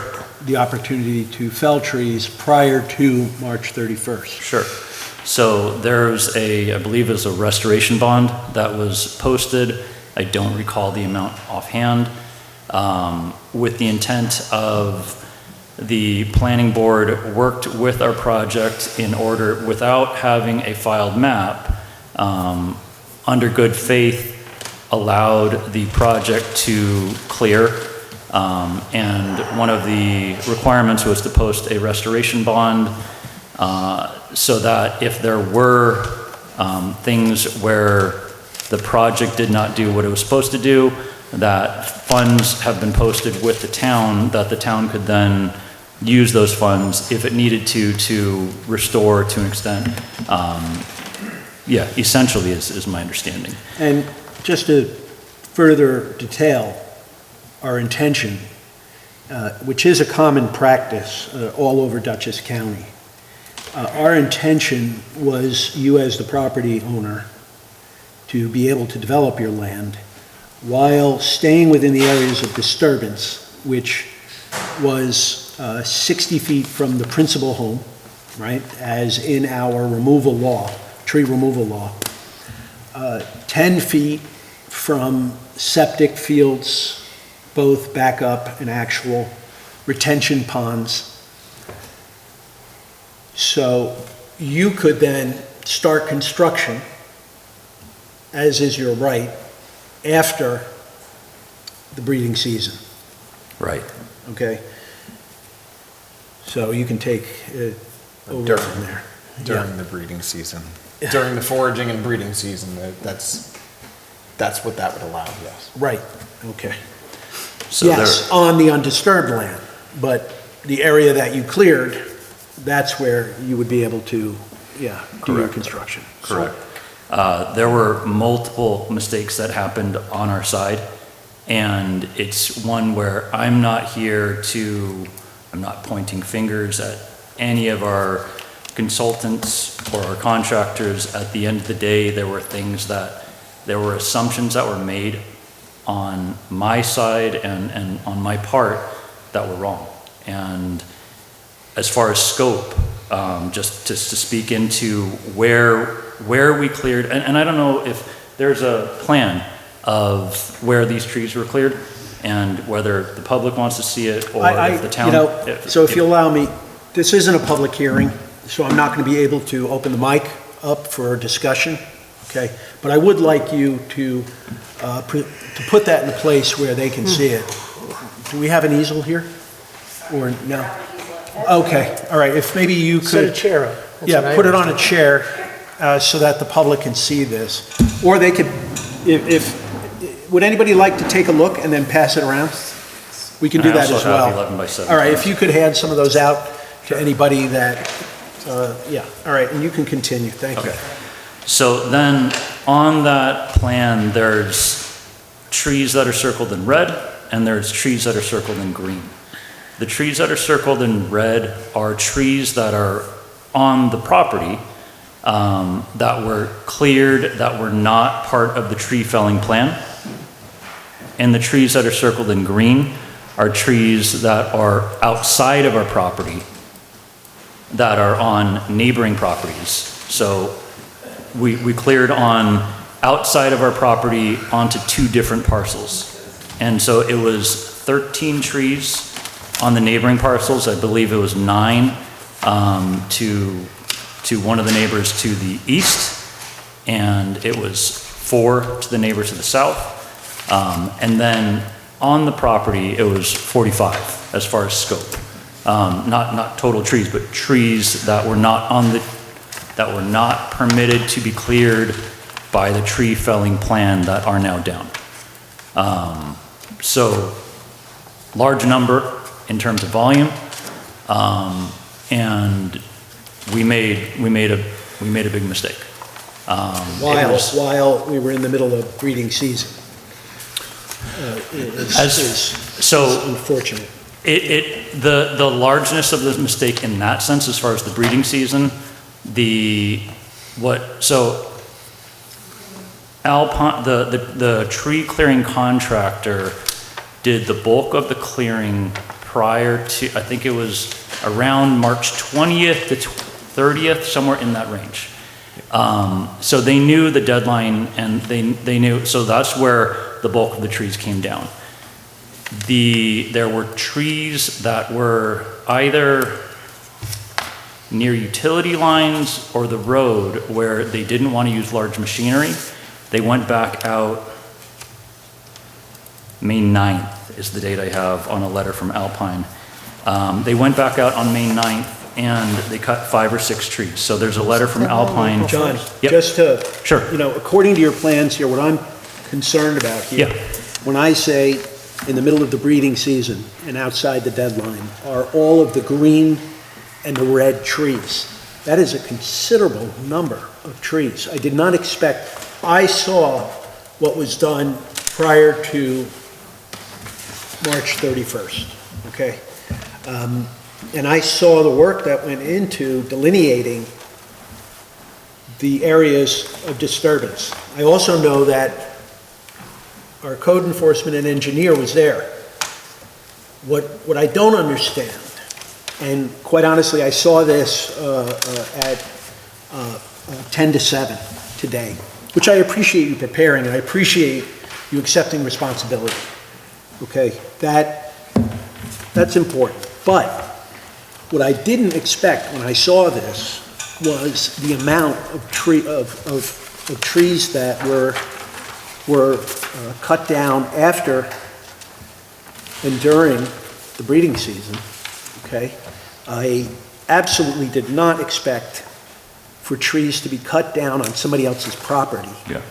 And it's not just the trees, it's the vegetative buffer that is completely gone as well. On the neighbor's property there, directly to the left. To me, it's beyond my ability to wrap my head around. So how did this happen? I can speak into, if you and the planning board want me to speak into how it happened, I can, or I can also just give additional information, so whatever direction is helpful. Well, I mean, how are we going to satisfy this problem, is what it is. We went out of our way here as a board to consider the environment, consider the neighbors, utilize the laws that are available for us to do so. Your plans were tremendous up until this event. Your work, your efficiency, your consideration and concern were admirable, quite honestly.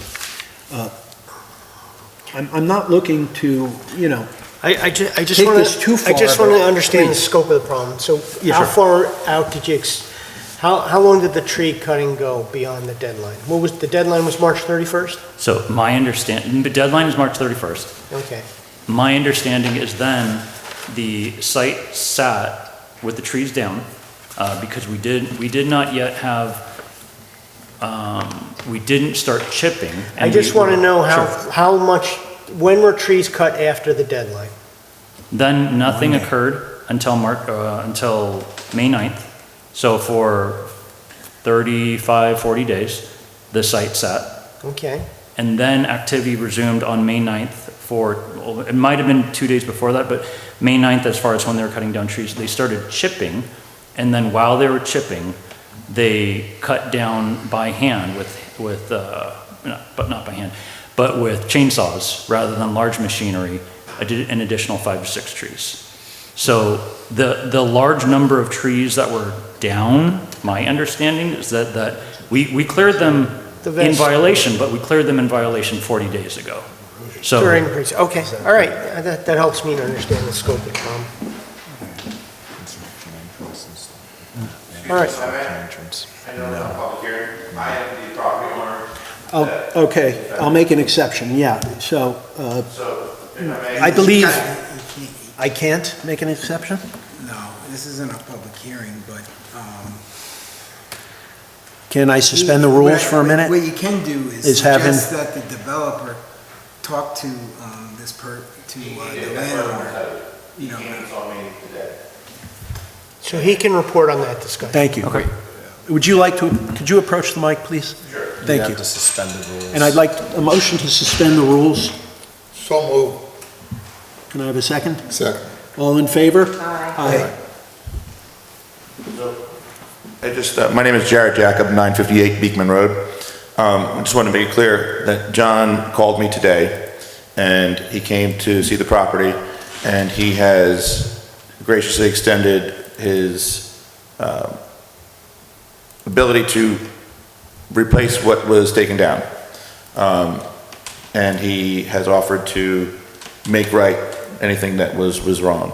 And I'm totally okay. So as far as, you know, the board going and looking into, you know, how they're gonna make it right, I'm okay.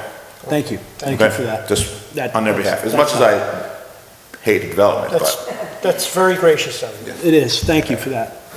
Okay, thank you, John.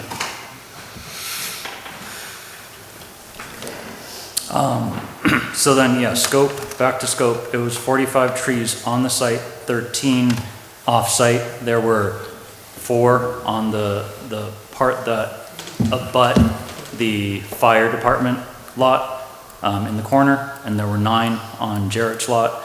And so we're working actively with Jarrett to find something that is acceptable to him and his family.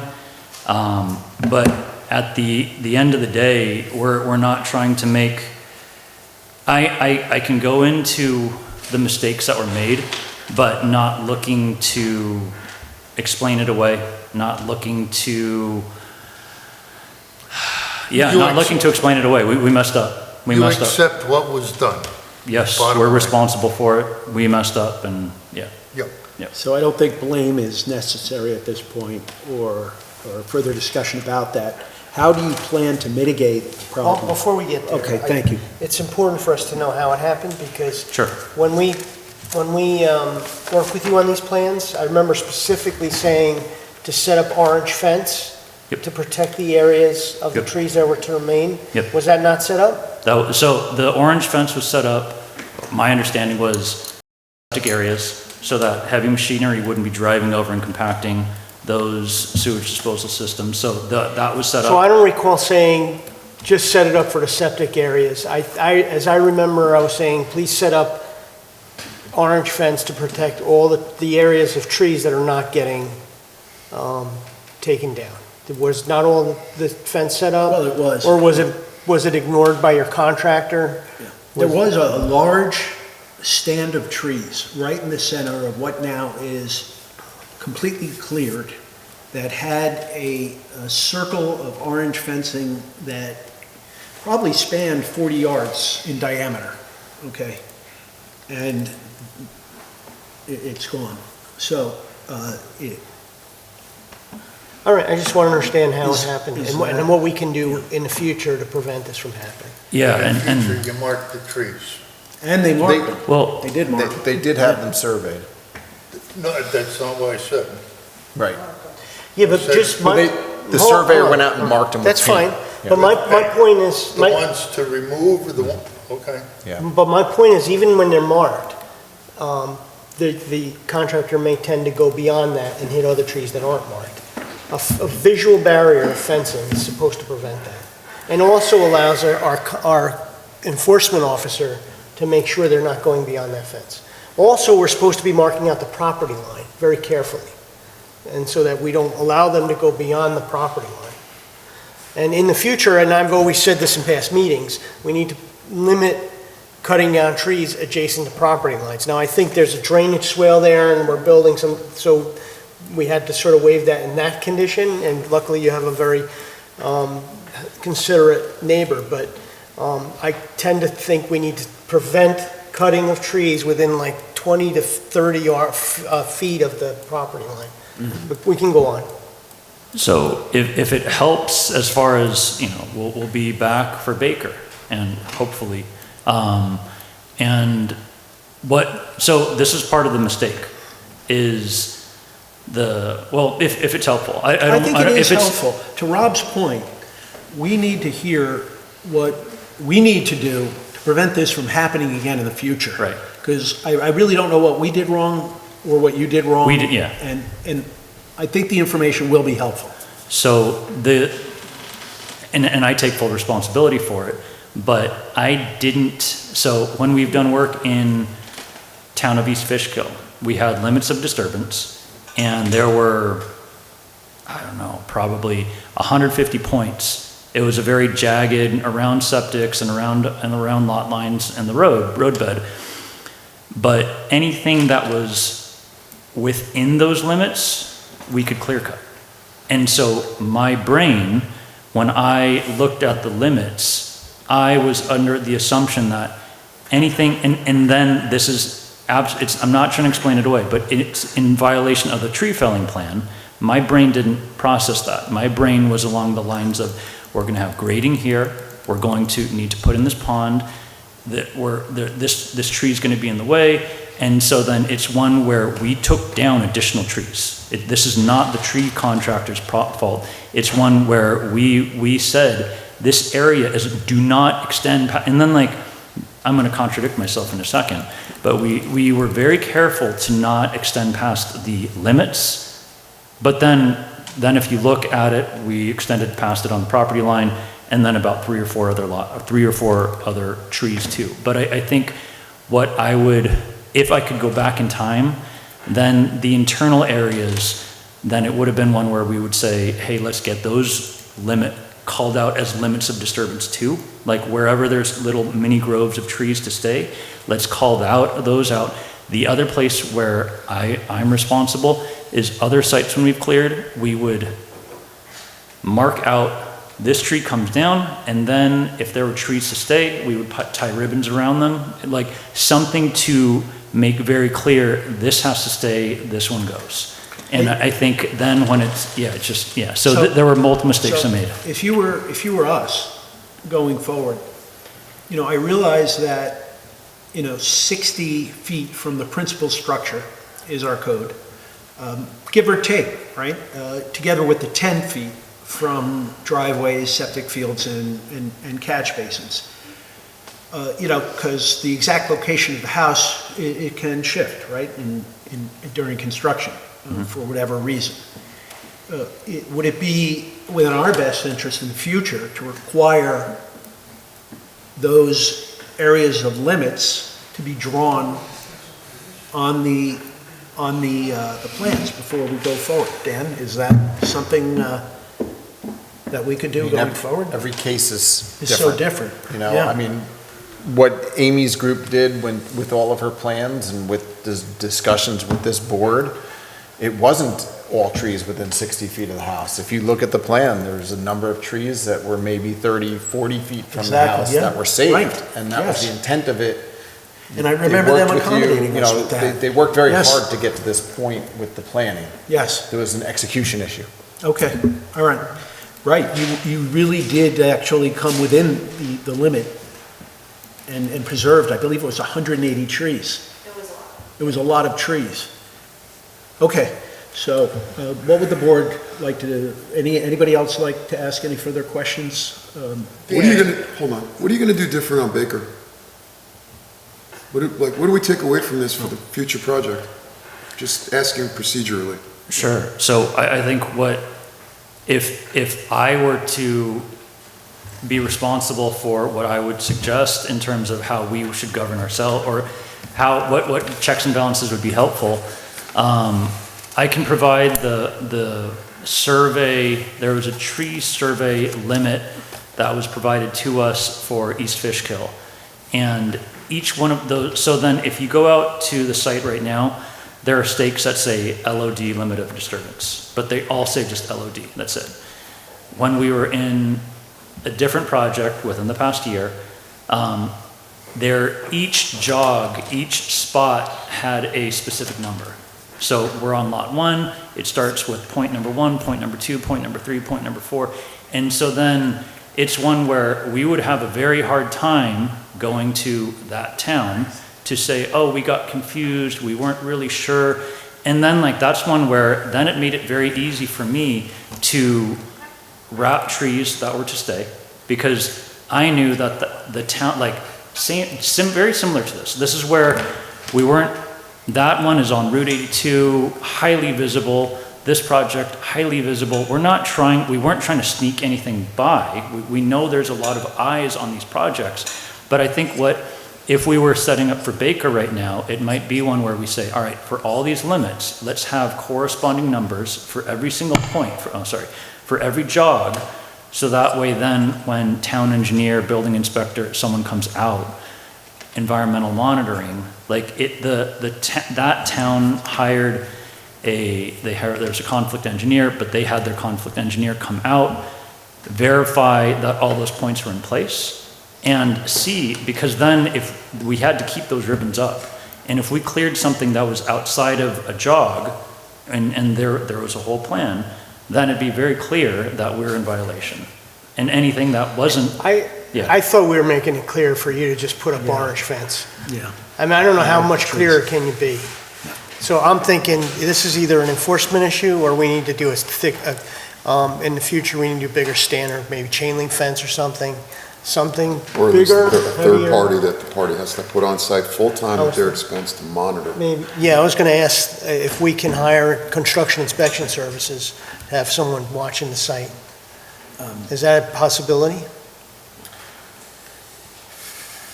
I think so. Can you repeat that? Can we utilize the application fee to purchase construction inspection services to protect the For town? compliance. For Baker, he's speaking about. Right. I don't know how this got so far, hey, we knocked down some trees, this didn't happen in a day, I'm sure. we weren't out there.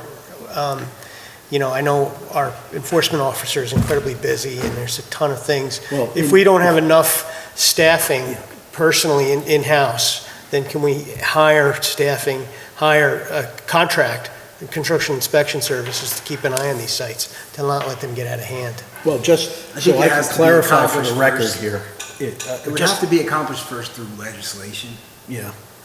at the town board level. I'd just like to clear up something. I mean, we were there, okay, when enforcement was there, when tree clearing occurred prior to March 31st.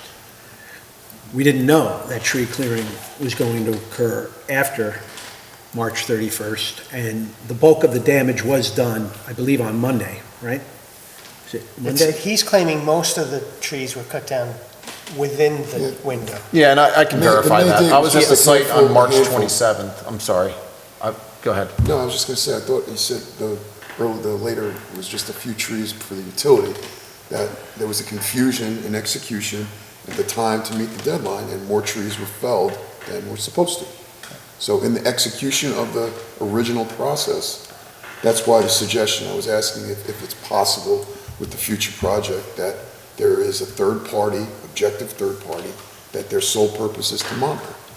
That would prevent this situation from happening again, because as much as I appreciate the explanation and everything, it obviously failed. So you telling me, and again, it's no disrespect, it's just you telling me, well, we're gonna mark this and we're gonna jag this and it should be fine. That's a difficult assumption to, you know what I mean? I understand. Can I just ask a question? Sorry. Rob, you had mentioned orange construction fence. So the orange construction fence was utilized around the septic areas to protect those soils. It wasn't put around the trees to be saved. The way that it was on the tree felling plan was the trees to come down were marked with an X by the surveyor. And the limit of work was staked out on the property. Okay. So I that's. thought I had recommended doing some type of tree protection fencing, and maybe I didn't, we'll have to check the minutes on that. Did you mark all the trees below 8 inches in diameter, or just the 8 inches and above? 8 inches and above. So Well, yes, 8 inches and above, the surveyor marked. Yeah. I don't think that's enough. Frankly, I don't think just marking trees is enough. When they're out there making decisions on how they're gonna put the Right. foundation in, it's easier to have the excavator over here, it's harder to have it over there, but that tree is in the way, it's not marked, I don't care. No, I'll ask for understood. permission, I'll ask for Forgiveness. forgiveness later, which is kind of what you're doing right now. And this is a sacred resource to us, and I'm going to reiterate that, because everything you were saying today was about how you think about constructing, and which is the way I think it should be thought about is this town told us that this is a sacred resource. I need to protect it. If it means it's harder for me to get that foundation in, then I have to do some hand digging here, or I have to, that's, whatever it is, I'm creative enough as a contractor to figure out that problem while protecting that sacred resource that was in agreement. And what really upsets me is that we extended a lot of flexibility to allow you to continue, and that's going to affect our ability in the future for other applicants. I am no longer, I don't want to do that anymore. To me, it's compromised us, because now you've done some damage out there, and you know, we already gave you some go-ahead on this project. I'd rather that these projects complete, get everything done, and then we allow them. And if it means they have to wait 6 months, then let them wait 6 months. What was the big sacrifice there? But the error would have happened whether it was now or in 6 months. Yeah, but now we don't have it's not approved, the The subdivision. 6-month time frame that you're talking about would make no difference at all. True, Peter. Because the error was made, it was a human. True, it would have happened, but now we don't have an approved subdivision. If other things go wrong, we have a subdivision that hasn't been approved. Okay? If it happened in the fall, we would have had, the subdivision would have been approved. We'd have a bond, we'd have everything ready to go. Okay. And the environmental impact was significant, unfortunately. That's a concern. I mean, Mr. Crane, you know, he wanted another season for the animals, creatures, and other such things that were going to be affected. Well, not only did we affect the potential area that could have been utilized for that, but now we literally affected areas where breeding was occurring. So, I mean, how do we move, I think we got to go to how do we move forward? I think you're right, and can you propose some mitigation and corrections? That's what I was going to say. Yeah. I was going to suggest, Mr. Chairman, that the board really has to consider what's before us right now. Yes. Which is this application. Yes. Okay, and not Right. a general, Right. recommendation, I guess, to a town board for legislation, but what is this applicant going to do Thank you. in order to remediate and satisfy your concerns so that you can move the application forward? So anything we propose, I know full well it doesn't undo what has been done. And it's one where some of these were mature trees. It does not undo that. Where we are is we realize mistakes were made, trees were brought down, and it's a bad situation. What we would propose would be to replace trees, not only on a 1-to-1 ratio, but to work with the town. If there's areas, if there's types of trees, if it's in the pond, around the pond, to allow for additional biodiversity, we could have a landscape architect come up with a proposal where for every tree that we did bring down, I think we would work with the neighboring properties separately, because those are outside of our property line and we don't actually have rights to do something without their permission. But for the scope of this property that we do own, there were 45 trees that were brought down that should not have been. And so then our proposal would be to plant 90 trees where a landscape architect proposes a plan. It could become part of a mitigation plan that would become part of the filed set. So it's not just something that is drawn up, but it would be something that we would willingly obligate ourselves to. It could become part of the filed map set. So that way, then we're obligated to complete it. I don't know how that feels and what the planning board feels about Well, I that. feel that's a start, but I think we should take it a little further. First of all, I think Dan can comment about this better than I can, but this is in the Aquifer Overlay District as well. So there are going to be added demands inherently, in this application that the applicant is going to have to adhere to. I'll let Dan do the rest on that. Yeah, I mean, again, aquifer overlay, so the disturbances in other areas where, there was some natural preservation is always a good thing for us, I can't really say what the effect of any of this is to the aquifer necessarily without doing, ridiculous hydrogeologic studies and all that, but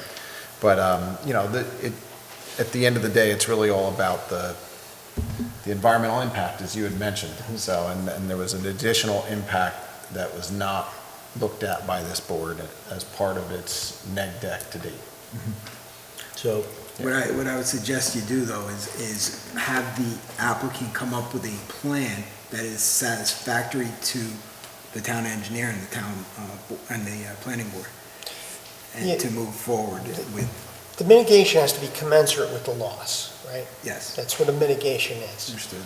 So when you buy, say, 90 trees, 90 1.5-inch caliper trees, we lost 45 ranging from 8-inch caliber up to over 40-inch. I don't know what were the biggest trees? I'm not sure exactly the biggest trees. By the pond area are 8, 10, 12. Yeah, the majority of them seem to be 10s, 12s, 8s. So doing a 2-to-1 replacement 16, on yep. it with a 2-inch caliper where you've taken out an 8 or 10-inch caliper, you know, those. What is the maximum caliper that we can request? You can't buy trees more than like 2, you can buy trees at 3.5-inch caliber, but then the reality of them surviving is slim. You tend to want to buy smaller trees because you have a better survival rate when they're planted. I mean, you can opine on it better. You used to plant big trees, Peter, so, but it takes a lot to keep them alive. You don't want to plant the trees until after all the construction is done. Yeah. Right. I'm just talking about the mitigation measure. Yeah, but It that's- seems unfair to just do That's what? 2-to-1 when you're replacing 10-inch, 12-inch trees, and you're replacing them with 2-inch caliber trees. You're not really getting that mitigation effect. Right. You know? But Rob, I might disagree with you on that because granted, they're 6, 8-inch caliper trees, all right? But More than that, there's 10, 12, 18-inch, All right, but 24-inch trees that were But cut they down. are dense forest trees. All the growth is in the canopy. The first 20 feet or so is just a bare stick of wood. All right, if they're willing to replace what was inadvertently destroyed, you're going to be able to, if you do it after construction, you're going to be able to do a better placement. And in the long run, in the long term, 50 years from now, you're gonna have a better planting of trees than if what was originally to be left there. Okay. So, but the quantity, I think, is There's only a certain what? success yeah. rate you're gonna be able to accept? What? There's only gonna be a certain success rate, right? Yeah. I don't know how well they're gonna be maintained, I don't know how well you're gonna water them, or you're gonna stay with them for 2 years so that they're Well, established. of course, we went through that. Yeah. Benton Moore Road. So it's better to have more, I think, than less, because some of them are gonna die. You may only get an 80%, if you're lucky, you get an 80% success rate. You may only get a 60% success rate. I don't know if you've got gator bags on it, you're gonna water them. I don't know what you're doing maintenance-wise. If we can't prevent them from being cut down, we're certainly not gonna be able to monitor them as they're growing, you Well, know? I think that's where the So landscape. the best success rate you get is with more quantity. So what he's suggesting, I agree with, all right? You know, we're talking about, I'd like you to consider a 60% survival rate. You know, but definitely double what, or more, would you like to, what would you like to see? 2.5 times what was lost? You know, 3 times what was lost? Rob, if you could I weigh don't in know, on that. at the county, we do an inch-for-inch caliper replacement. That would be hundreds of trees, you know? Right. But that's where we start our negotiation, an inch-per-inch caliper, because that's what the mitigate, if you're thinking about the girth of the tree and the mitigation and size and the loss, that's how we started in Westchester County, but, Fay? There's just 2-to-1, you're at 2-to-1, I'm at inch-to-inch, where do we land here? Well, one of the things Peter mentioned is the trees would be planted after construction. Yes. Are you doing the construction or you're selling the lots? We'll be building it. We are doing the construction. Okay. Okay. All right. So then it could be one where, yeah, if it's on the filed, well, if it's on the filed map, yeah, we could plant, where we would want to plant it then at that point would be prior to conveying title to the Right. end home user. But then who's going to make sure these trees survive? That's an excellent question, I don't know. I was behind you as far as, you know, then if COs are not issued until we can show compliance with the planting, then that's a way of verifying that they go in. As far as making sure and guaranteeing they survive, I don't know. Well, I like the idea of the fact that you're hiring a landscape architect. He can detail how he's going to ensure, or as best as possible, the survival. We certainly don't want what you're going to plant to die, right? So, Yeah, and I like the idea that you're planting for more strategically, purposefully, like for biodiversity and stuff. So having a landscaper type design with shrubs and trees and perennials and whatever you need to make a really good. The bottom line is we need to see the plan. Sure. Yeah. There's a couple other things that could also be done because there are some driveways and culverts and stormwater management type features.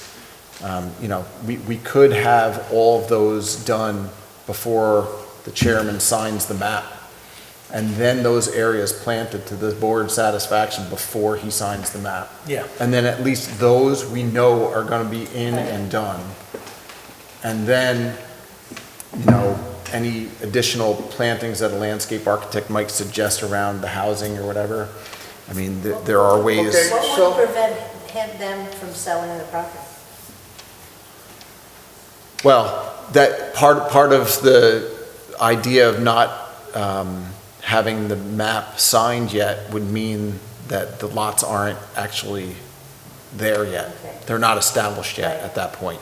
Because until the map is filed at the county clerk, those lots are just Don't exist. still proposed. Right. Yeah. So that's part of an idea for dealing with areas that are outside of the normal limits of the house driveway, well, and septic system installations. And then, there's other ways too. I mean, you could take a look at plot plans, individual basis, and make sure that certain trees are going in. I mean, the board could do, a lot of things that. Yeah, you can get creative and just mandate that the developer divulge that condition to any subsequent owner. But I guess, and the other part is, and it would require town board action, is who's going to monitor this? And we don't have the jurisdiction at the moment, correct? Well, let's see what the applicant comes up with as Okay. far as a self-reporting plan. right.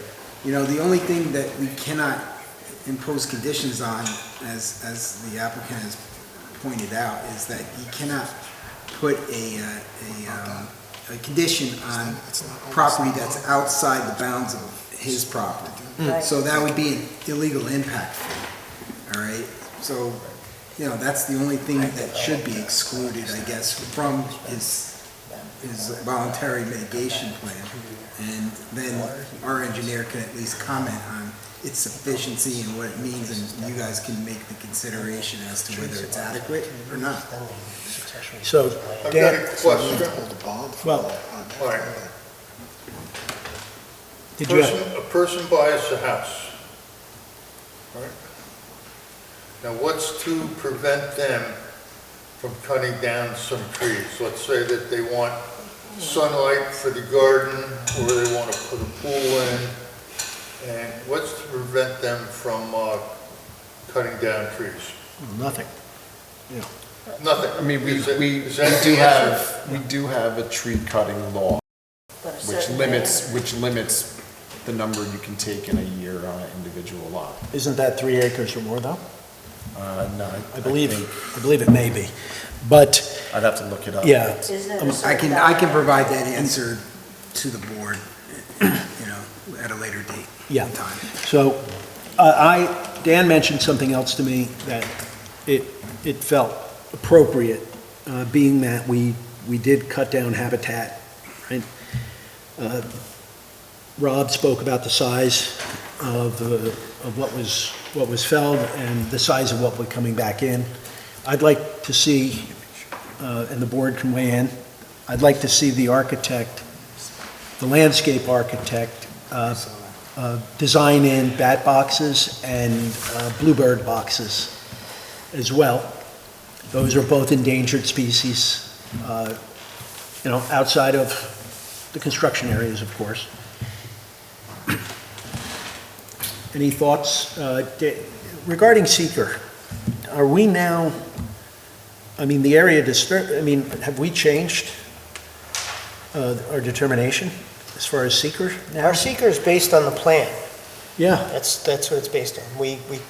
We assess the impact based on the plan. The fact that it got executed Wrong has nothing to do with us. And there's no reason to revisit seeker? Do we have There to? could be, and that's what this mitigation plan is going to be about. I don't want to, Mr. Crane pointed out, that we may have, not taken a hard enough look. I think we did. Well, at the time, Yeah, you did. I think we did. But now, considering that thought, where are we at now? I think the next step is that they prepare a mitigation plan. They bring in, I appreciate the offer to bring in the landscape architect. I think that's necessary. And they offer, and they show us a mitigation plan, and we review it, and then move forward. You can always reopen seeker at any point in time. Okay. I mean, what do you guys think? How much impact or how much impression can we place on said landscape plan? Because if you're talking about a mitigation and survivability of any kind of plan, there should be some sort of sustainability and/or irrigation or some plan that prevents it from being neglected to guarantee restoration. Yeah. So what is our breadth on that? I'd like to see the landscape architect Replace anything. put a lot of emphasis on preservation. Yeah, that's what I'm saying. Yeah. It's either codifying that or irrigation or both. We have sections of code that are really more related to site plans, where we have the right to enforce survivability of trees. It could be something that could be added on to certain residential. And just hold the bond. But to Peter's point, I mean, everybody that buys a lot, they're gonna wanna kind of do the things that they wanna do on their lot. It's not gonna be a perfect rectangle like that's shown. There's gonna be, features on the house that can be a little bit different than what are shown. Yeah, there's You know, nothing we can do so to stop there's it. really a difficult, there's a difficult component there in terms of dealing with long-term management of a single-family lot. And we're talking five homes on 6 acres, so there really isn't any room to talk about clustering or conservation or anything like that at this point. We're beyond all of that. So the mitigation plan is what we'll need to see. We successfully enforced our requests for survivability on the Sparrow's Nest property. There were some problems there with the trees. Jessica was very good at pointing it all out, and they were very good at replacing the trees that were dead and dying. And that's what we will expect to happen here. She'll have her eyes on it, and we're going to need a revised map reflecting everything from the landscape architect, right? The trees that are currently there, and what's going in, and anything else in the way of mitigation that can be done to bring this back. And you said for the outside the property line, those are going to be handled separately, right? Yeah, we've So already whatever it's approached going to the- be written agreements and signed and all that. Whatever the neighbor needs, and if it's satisfactory to the neighbor, then we'll do that. Okay. Thank you. Thank you. I, again, humbly apologize. Have a good night. All right, hold on. What action is going to take? And when is this being adjourned? Or date certain or? Well, They're gonna come back with yeah, an amendment. and there's currently a stop order in place, so, yeah. Next on the agenda is Pellegrino lot line.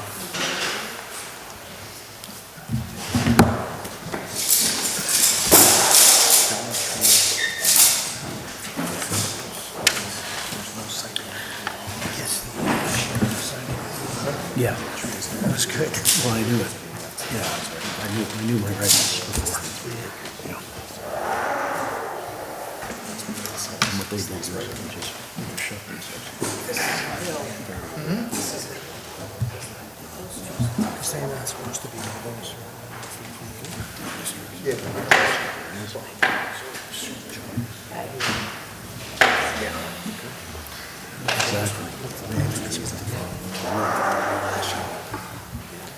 Good evening. Good evening. My name is Thomas Kerrigan, Labella Associates, the engineers for this project. With me tonight is Leslie Pellegrino, the owner and applicant. I'm sorry, if you could, we've got an audio problem. If you could just get a little closer and introduce Is yourself. that better? Thank you. Yeah, Perfect. better. Okay. I'm getting older. Good evening. I'll just start from the beginning. Good evening. My name is Thomas Kerrigan, civil engineer with Labella Associates. With me tonight is Leslie Pellegrino. She is the owner and applicant for the property located at 9 Cottage Road. It's been a little while since we've been before you, so I want to just give a brief recap of what the applicant is seeking to do. They own both parcels, and they are looking to move the lot line 130 feet to the southwest to balance out the two lots. As part of that, it has been requested that we prepare plans showing that the lot being reduced in size is still buildable after this lot line change. We prepared these plans and submitted them, which included driveway grading, the approved septic system, the limits of disturbance, including all trees within that limit, to give it an understanding of the potential for trees that could be removed.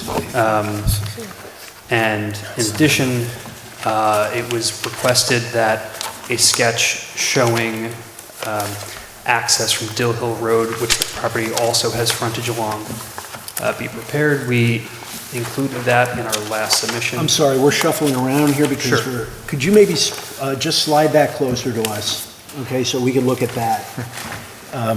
We're not, thank you. And I apologize. It was also brought up at the last meeting, concerns about fire truck access off of Cottage Road, so we did revise that driveway plan to create a gentler entryway and switchback within the lot, including fire truck setup areas 25 feet from the residence that are 25 feet by 75 feet and at a slope of no greater than 5%. It is the applicant's desire to go with the Cottage Road access. I know that there was some back and forth about Dill Hill and Cottage Road. We feel this is the more appropriate access point. To come from Cottage? To come from Cottage, For yes. both parcels? For both, well, the existing parcel. The new takes parcel. Yes. Namely being that there's a maintenance agreement in place already for this lot. What? Maintenance agreement. In place for that road, Yes, Cottage, Cottage Road is a private road. And this lot is included in that, and if the access were to be shifted to Dill Hill, they would have to engage with an attorney to meet with all the other property owners to renegotiate that maintenance agreements to include this new lot, rather than maintaining the existing agreement. There is a little wrinkle to that. The existing lot with the existing residence was omitted from that Cottage Road maintenance agreements. Not sure why. What was omitted from which the agreement? the existing residence that they live in is not within that. For Cottage? Yes, They're not it's within- not within it. I can't say why. Okay. So part of this would include getting them brought onto that maintenance So agreement. they're going to need to have a maintenance agreement prepared anyway. Well, they would be added to the existing maintenance agreement, yes. Okay, So I but that would believe require more Yes, right, the- legal work and the addition to the existing. Correct. So by changing, instead of just updating one maintenance agreement, we're talking about drafting and reworking two. So for that perspective, maintaining the Cottage Road access is more desirable. In addition, it's more consistent with the other neighboring parcels. On either side, they both get their access off Cottage, that's where the front yard is, and maintains a nice vegetated wooded buffer between the backyard and Dill Hill Road. The other reason would be the location of the existing septic. It's downhill and behind the proposed location of the house, so it just makes it easier as far as, excuse me, feeding it by gravity. So tonight we're asking the planning board to schedule, to accept the Cottage Road plan and schedule a public hearing, which we still need to do for this application. Okay, we'd like to just fill you in regarding information that came out of our advisory, our fire advisory board meeting that we had this morning. and I'll let Dan take over. Yeah, I mean, definitely preferred the Dill Hill one. It's flatter, straighter, easier shot. They can bring an engine in with a tanker right behind it, be able to bring, several thousand gallons of water to fight any fire. It didn't have compound kind of vertical and horizontal curves and areas of the driveway that would fall off. Just making it easier for emergency access and seconds count in emergency access. So their preference, of course, was Still Hill. They hesitated to say that they would actually still try to bring an engine down on this Cottage Road plan, particularly if it was at nighttime, because you're trying to understand what's going on before you pull a piece of apparatus into the site. So, in that case, they would end up staging up along Cottage Road and then having to pull lines and men and women, running down the hill to fight the fire. So if I could... Let me just share a little more information. So, they mentioned also that a lot of water will be lost in the hose, with the tanker trucks. I believe he said, was it 250 gallons, right, of 2,000 gallons Yes. that they would bring to the site? So you would lose that because of the distance from the tanker to the home. Then beyond that, You have pressure drop. yeah. And then beyond that, you're at 10% on the cottage entrance, where you're below 8% on the other entrance. That is a straight shot up and two. So if that's not enough of a hazard, what occurs for me is that if there are icy conditions there, there's a guarantee that the trucks will not be going to fight. Plus, what would happen to a car if it slipped right around that turn and fell 10 feet into that lower elevation there? I would think it would actually flip if there was a black ice condition there as well. So I can bring up a few things to kind of just push back on those a little bit. The first being the plan is going to have to be, the owner is not looking to develop this lot. And we've already made a condition of these plans that, when a person comes to develop it, it would have to be reviewed by the fire advisory board. They would get another crack at this to work out this entrance.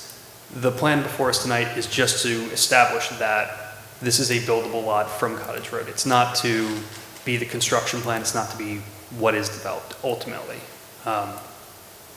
That is the goal of the plan here tonight, not to necessarily address all of the fire concerns. While I think what we are trying to establish with this is that there are ways to adjust the plan to get closer to what the fire advisory board wants. This was an attempt to show that you could take a wider path. You could, for something like what you're talking about, you could put a guardrail to protect against that. And that would also help with the fire truck as they're pulling in to have a visual barrier with which they can maintain that turn. You could also widen the road if that's a concern. Why are you putting the turn in the first place? The switchback in? What? The switchback in off the front? The turn, yeah. Yeah. You're coming in off a Cottage. Yes. Okay, and right now, there's an entryway that runs down into the property, and you can drive down there, circle around a bunch of trees, and drive back out. Now, why at that entrance off a Cottage are you hooking it to the left and swinging around and putting a curve in the driveway? So the code requires the first 25 feet be at 3%. So by the time we get out at 3%, we're already a foot higher than what the grade is in the site. And then the maximum grade allowed is 10%. So in order to get from that 3% down to 10% to get to a building elevation that isn't filling the entire site and is still usable by that approved septic, we need the full length to get around. Now, the addition to that is we made it longer to accommodate a fire truck. So those curves, which were sharper at first, have now made longer and wider, so with a minimum radius of 34 feet to provide some extra room for a truck to turn and navigate the site. How wide is the driveway? It has a paved width of 12 feet and a full width of 15 feet. So you just said a second ago, well, you can put up a guardrail. Is the expectation on a winter night to rub the guardrail to get down to the house? That's a good point. 12 feet is the standard width. I'm just saying, though, driveway. what I'm saying is, if you've ever driven, well, I don't know your experience or anything, I'm not trying to be disrespectful, but that piece of equipment to mitigate that in those conditions at night is not feasible. Again, because this is going to, one of the conditions of this is when it gets back before the building department for that review, the fire advisory board will have another crack at this. But didn't you They say could look before? they could look at widening it. Didn't you say before, though, that the intent is to present how the lot could be developed? But isn't it presenting? Yes. No, hold on, just let me finish though. What I'm saying though is that it's presenting that this is the way it would be developed, which is not true. Okay, we were trying to appease the questions. All we want to do is move the lot line. We went through this whole rigmarole to address all the questions that came about when Dan did his review from the subdivision code. So the way I see it, and while we've been abiding by the code, gone above and beyond in an attempt to show that this lot can be viable. Now, all of this conversation is valid. Yeah. And I appreciate it, but I just am showing the lot can be built. Yes. Details can be ironed out by the person who buys it and builds it. No, It's very, very important to me that we move on, get this approved to move forward tonight. And any conditions left over later, we're not building off this. If the fire advisory board says later on, this is not going to work, then we have all this legwork done for the Dill Hill that the new owner can go ahead and pursue. With all due respect, Yes. this is the time to make sure that any road maintenance agreement modifications or anything with respect to making sure that access comes from the appropriate area Absolutely. can be done. This lot is currently And if you on don't this do road maintenance the road maintenance agreement changes or whatever else Sure. that are a result of this, then that person that comes in for a building permit says, I don't have access from Dill Hill because I pay for road maintenance from Cottage. Then that person can go ahead and So this is the appropriate process for it, and when you're taking land away from the vacant lot, you're limiting the options for the access and for the construction on that lot. How would that be any different And than this what we're board has doing all now? the purview to scrutinize whatever you're showing. That's what our law If you says could- for lot line please, realignments, it's the same as a What's your name? subdivision. Leslie? Leslie, okay. I could tell you're anxious about this, and this is very important to you, but please just try to restrain yourself from talking over him. So, because we're recording this, we want to make sure that you're heard and he's heard. Understood. Thank you. Okay. Appreciate it. Thank you. Can Go I ahead. ask a question? May I finish my point into what we were just speaking about? In regards to the maintenance agreement. So right now, as it stands, this lot is already on that maintenance agreement. Right. Right. So, I mean, if you wanted us to make a decision. So if changes, and I'm sorry, I'm still speaking, back to Go your ahead. point about not talking over me. Understood. Yep. If changes will be made, they need to be made whether now or later. So why would I go through all that effort to make that change now?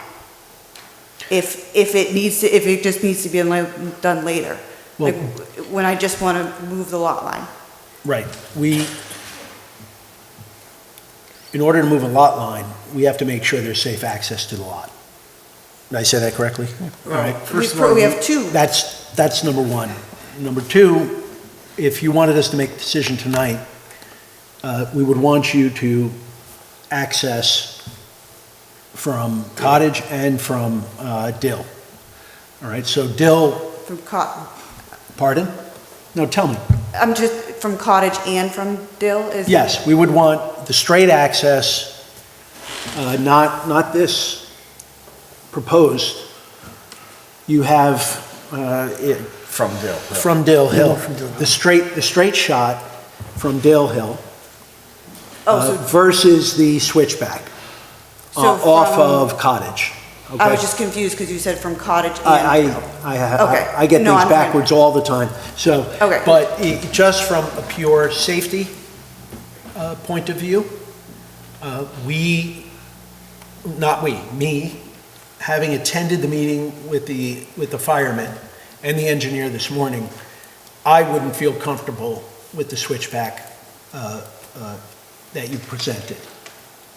Understood, but going back to the point, we're not building off of these plans.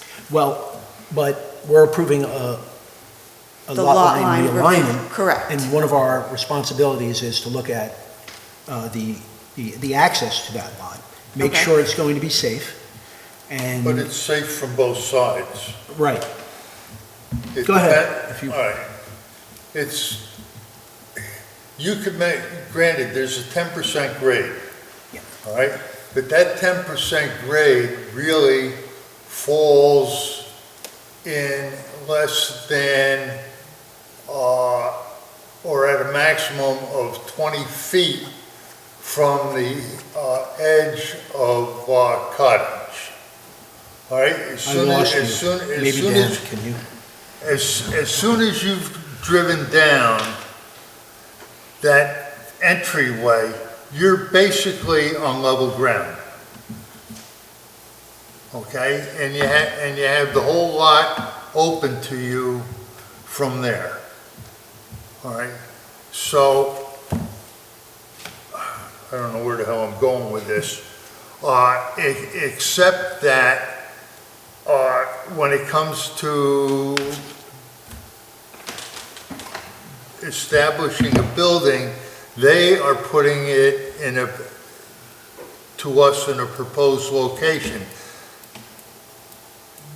There is more room on that lot that maybe that 10% could be a straight run in. And also, if you came in from Dill, they're showing it on the left hand, depending how you look at it, they're showing it on the, shall we say, the south side or the southwest side of the lot. Maybe the driveway from Dill should come in closer to the house on Cottage, which would be on the north side. Well, I can only go by what they presented to us, and to Dan, right, and to the Fire Advisory Board. So, we can't. I'd like to comment. Please, yeah, I mean. A couple of things. A question first. Do you meet those standards, the 10% and the 3% with that proposed design?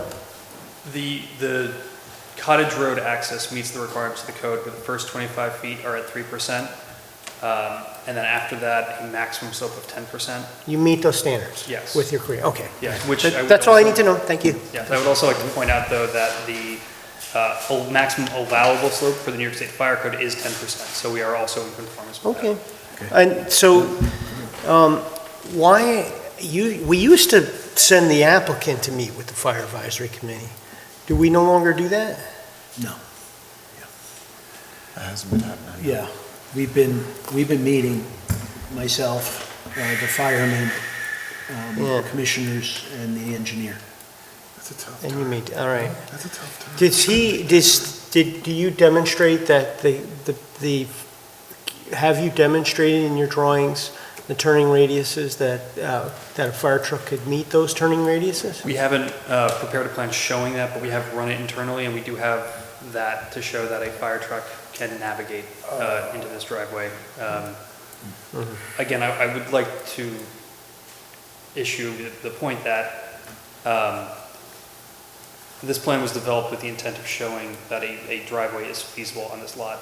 There are other things we can do to potentially satisfy the Fire Advisory Board. We've been able to have no contact with them. For example, widening it further. 15 feet is what the code requires. 12 feet is the paved surface. If having at the turns, widening that out a bit helps with the concerns with that, we could look at that. But these were not comments we received about this driveway entrance. All right, so- Comments we received were more about the turning. I'm just trying to answer your question and just get one answer and then, because I have comments to make. So I am always concerned when. Why can't you make when- the run right in? The code doesn't spell out. Like I said, it's 3% for the first 25 feet, so by the time you're at that 25 foot in, you've already dropped about 1.5 feet vertically. So then to get back down and meet grade again at a maximum of 10%, you're halfway down the lot. The house is about 18 feet below Cottage Road.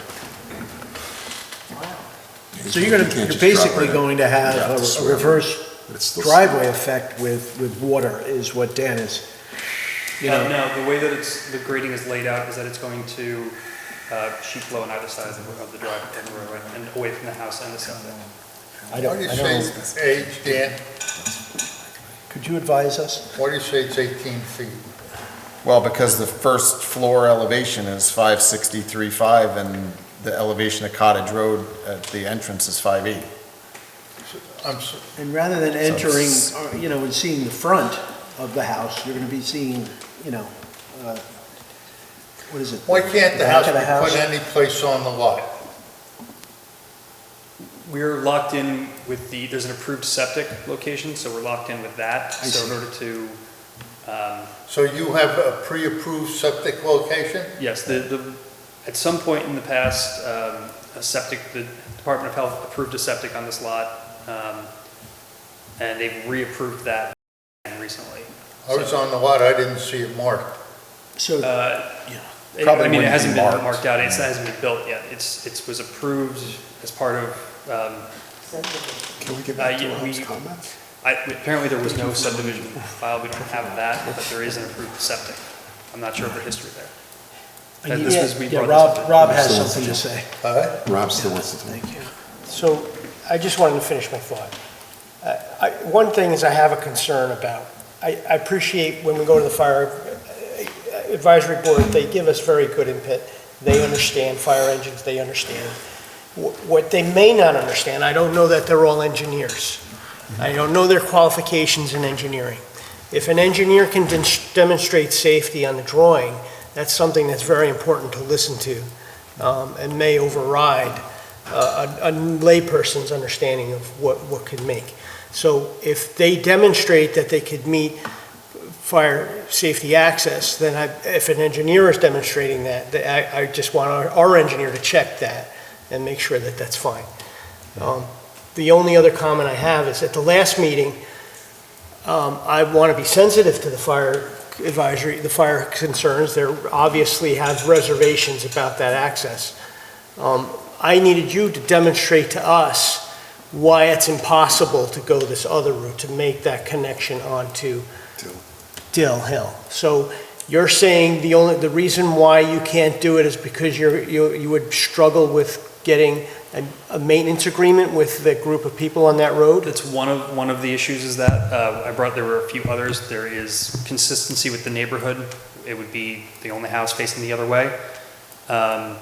There's, again, the location of the existing septic, which forces the driveway to come in if we were going to come off Dill Hill, there would be no need to come all the way up to where the house is, except for that's where the approved septic is. So we've got to come all the way up to meet this. It would be infeasible and unrealistic to put a pump station in. It could be done, but it wouldn't really make any sense. It would make more sense to cut the driveway in.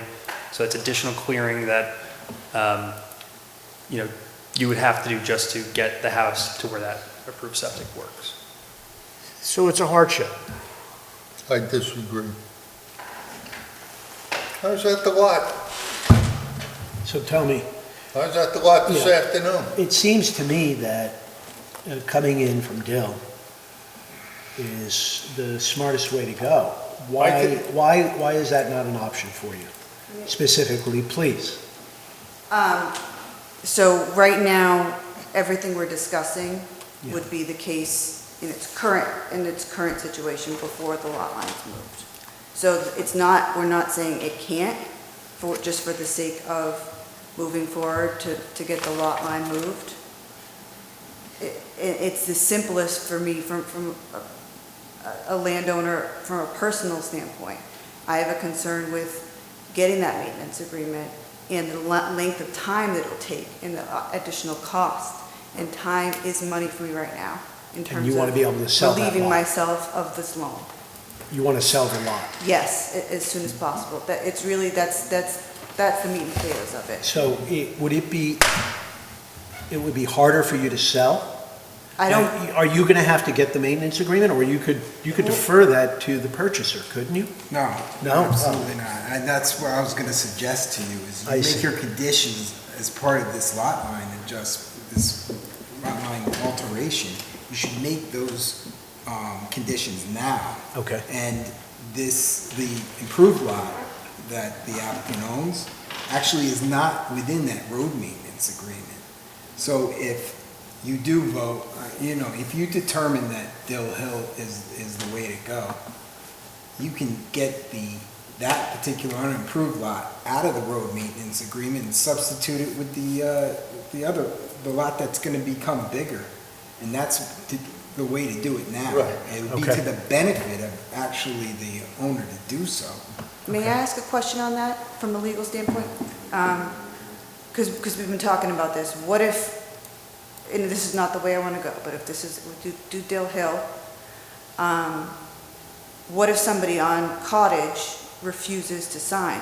Because if we're going to be added anyway, that'd be in their benefit to add.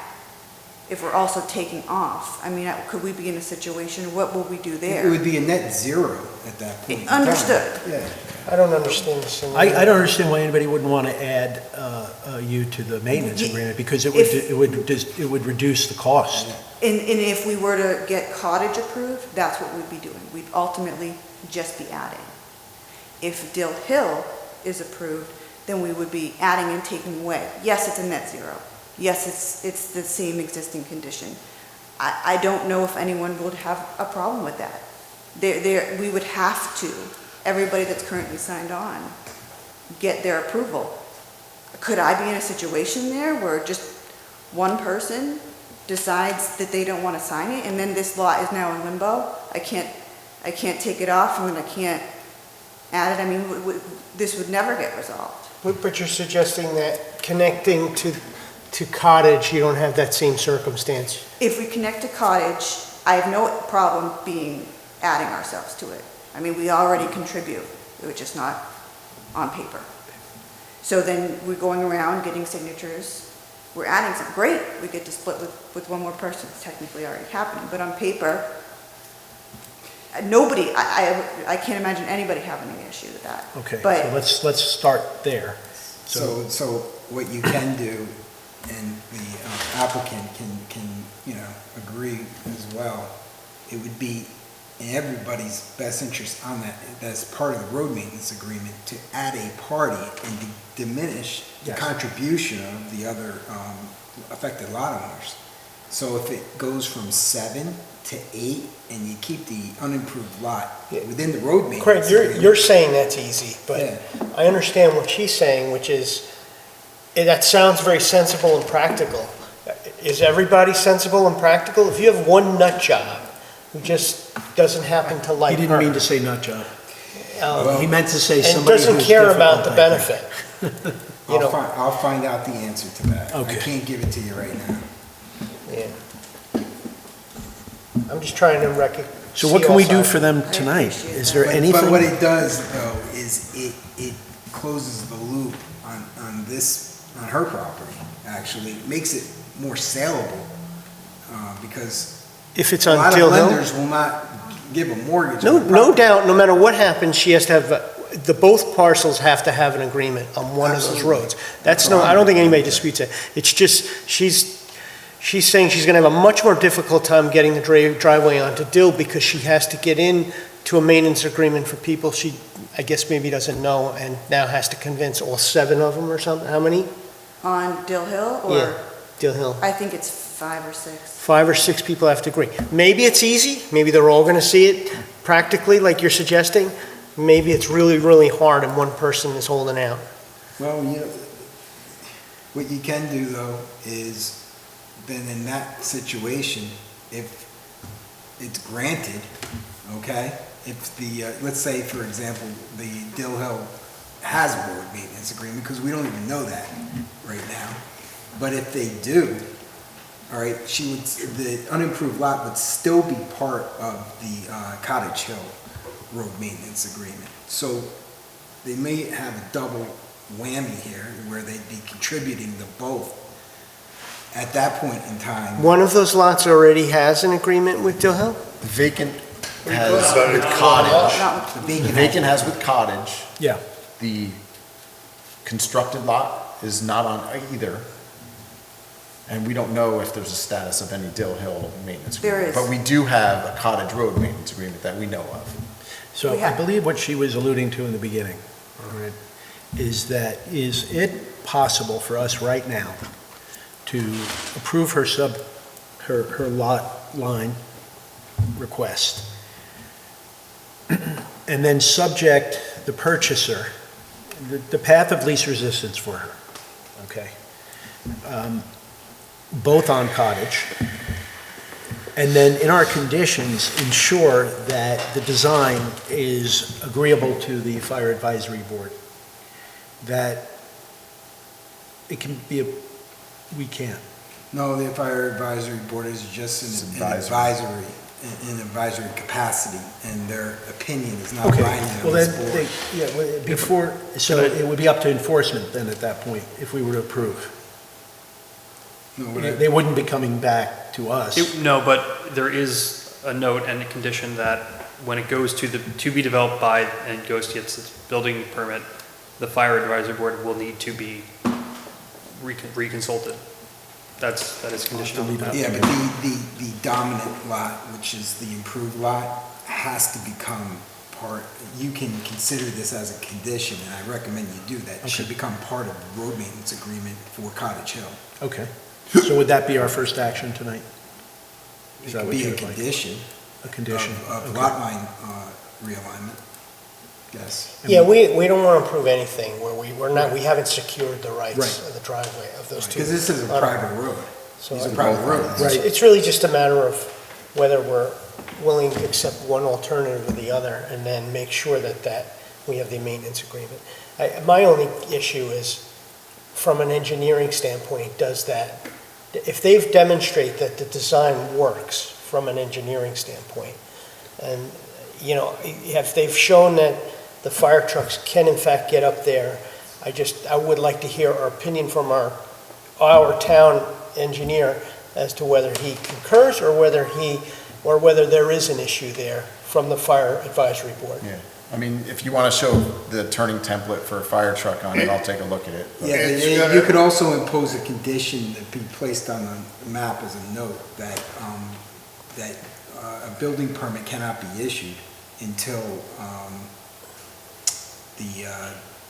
the fire or. Yeah, number they have two. that. They have that already because it's a plot plan review for the building permit process. Yeah, if they That's already on demonstrate to me that this works, and from an engineering standpoint, a truck can get up there, and It's gonna be based on the turning radius of the truck and the length of the truck, okay?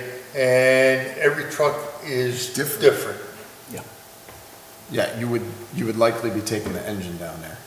Excuse me? You'd likely be taking an engine down there Right. and then feeding it with a tanker from Cottage, if they were to. And that would leave them with a reduced water flow. So they were pretty clear about it, commissioners. They said that because With the of additional the fact 18 feet that- of Give me pressure one head? second. Sorry. All right. They wouldn't have the full volume of water available to fight the fire from Cottage because of where the tanker would have to remain. And they didn't feel that the ladder truck would be able to make that turn. And and also, in icy conditions, they would fight most of the fire, Well, that's if you put the curve in the road. Yeah. Yeah, I mean, If you come in straight, It's too steep. it has to be a curve, it can't be done straight. You can't get 18 feet in elevation by going straight. It's already, and with, at a certain portion, even with the switchback, it's still over 10%. who says it's 18 No, feet? No, At 10%, 10%. it's at 10%. Oh, at 10%. Who says it's 18 feet? He's talking about the lines. The garage floor elevation is shown on the plan The elevation of Cottage Road is shown on the plan. The delta is about 18 feet. So that road, the garage is 18 feet less than Cottage Road. Can I make a suggestion? Okay, so how tall is this wall? 25? No, I forgot my being ruler there. at home. What? Or how tall is it to the top of the window? Looks like about 15 feet. All right, I am questioning the 18 feet. Yeah. It's a fact. It's on a math, survey. though. It's No, math. You can't question it, it's math. The survey's wrong. Okay. Okay, that's my opinion. Okay. The All right. survey's wrong. All right. I All right. disagree Is with it a you. licensed survey? I challenge you to go out there. I don't have to. If it's a licensed surveyor, put a stamp on, I'm gonna have to go with his credentials. Dan, real quick, I don't want to belabor this, but Yeah. if I understand elevations and compliance and width and everything that the gentleman mentioned and everything as far as engineering goes, but I would have to see the apparatus that's in the town. Pete mentioned the turning radius and length of the truck, that it could actually cut that corner. And I still question ice and nighttime conditions. I've driven a truck like that in my back in the day, and it's a difficult thing to do. And then you gotta back it out. Then you gotta back it out. That's the other piece. No, I know. This year, you could not have put a truck. So, you know, they provided two alternatives, so the other alternative from Dill Hill, you can take a look at it. That's the There's less disturbance, there's virtually no disturbance to steep slopes, where there's disturbance to steep slopes if you come off a Cottage. You've got this awkward turning thing that we don't know how somebody would access in an emergency. Yeah. And that's the purpose of why you ask for an alternate. Right. Because we don't want to create a lot where we're taking land away from it, that somebody says, oh, I have to come off a Cottage, this is gonna be a cockamamie driveway, I don't want to do it. Is You know, there we do want to sorry. make a viable lot. Yeah. Okay.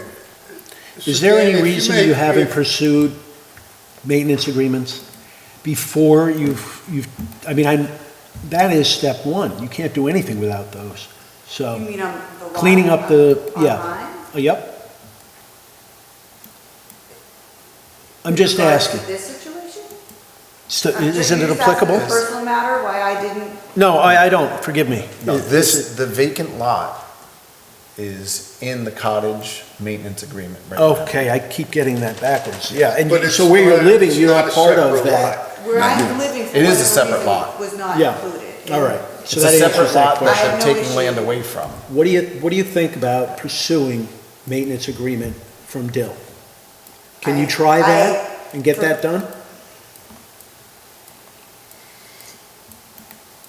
I would very, very much prefer not for time and money. And I just want to continue to stress the point that this lot line being moved does not change any of this conversation. So where I'm struggling, and maybe it's because I don't understand the process, is I am asking for my convenience, from the maintenance agreement standpoint, for the Cottage Road option to be approved. But it's just for, the way I see it is just for the lot line revision. So all of this, if at the end of the day, Dill Hill is what's best, I have no issue with that. I'm just trying to do what it takes to get this resolved so that I can sell the land. We have to have access to the lot in order to approve the lot line. Could you, But you do. so could you help us But you do make a have determination access at this from point? either road. From Right. Cottage. Yeah. You also have access from Dill, right? Well, You got frontage. subject to dealing with the people on Dill Hill Road, that you're doing a driveway and you're not contributing to their maintenance agreement now. If I could I appreciate that you need to get this done right away. The fire department's involved. Sure. No matter what, they're involved because they're involved for safety reasons. Sure. And that's why when they opine and they say, this doesn't look good for us, this doesn't look like we can do our job the best we can do, we think that we can much better protect this house from Dill Road. And we have to take that into consideration. If you told me there's no way I can get access onto Dill Road. That's what I was trying to give you guys the chance to do. What you're telling us, it's hard to get access on Dill Road. You're not telling us it's impossible. If you were telling us it's impossible, we go right back to fire department and say, there's no way they can get access onto Dill Road. So maybe I guess I just don't understand, because I've said this a few times, that this is not for construction. So the note on the drawing indicates that it will be addressed. All right, So- let me see if I can try to explain. What we approve is a representation of what we believe is to happen, okay? And now it's gonna be much harder for the fire department. I know you're gonna say, all right, I sell it to them, then they go to the fire department. Well, that guy first, he goes to the fire department and he says, the planning board approved this. They're gonna be fighting from behind, trying to get the better access. And the new owner may have a case against, you're preventing me when we made a representation on the drawing that the planning board was in approval of. That's not fair to the fire department when they've already said that we're not in favor of this. Now they have to work against the planning department's approval at that point. So I think should be answering your question as to why, So, I understand, and I completely respect the concerns of the fire advisory board. But what you are approving is a plan that does have that note on it. So it's, I guess I'm just, that's still, they would still need. It's a security thing, so if if the board approves a smaller lot there, taking area away for this potentials for the access, then there should be the mechanism in place to make sure that they can go to Dill Hill if that's needed. So in order for proving the viability of the access to that lot, we have no way of saying that they can definitely get Dill Hill Road access unless you look into it as part of this process. But I don't see how the lot line being moved has anything to do with what would be.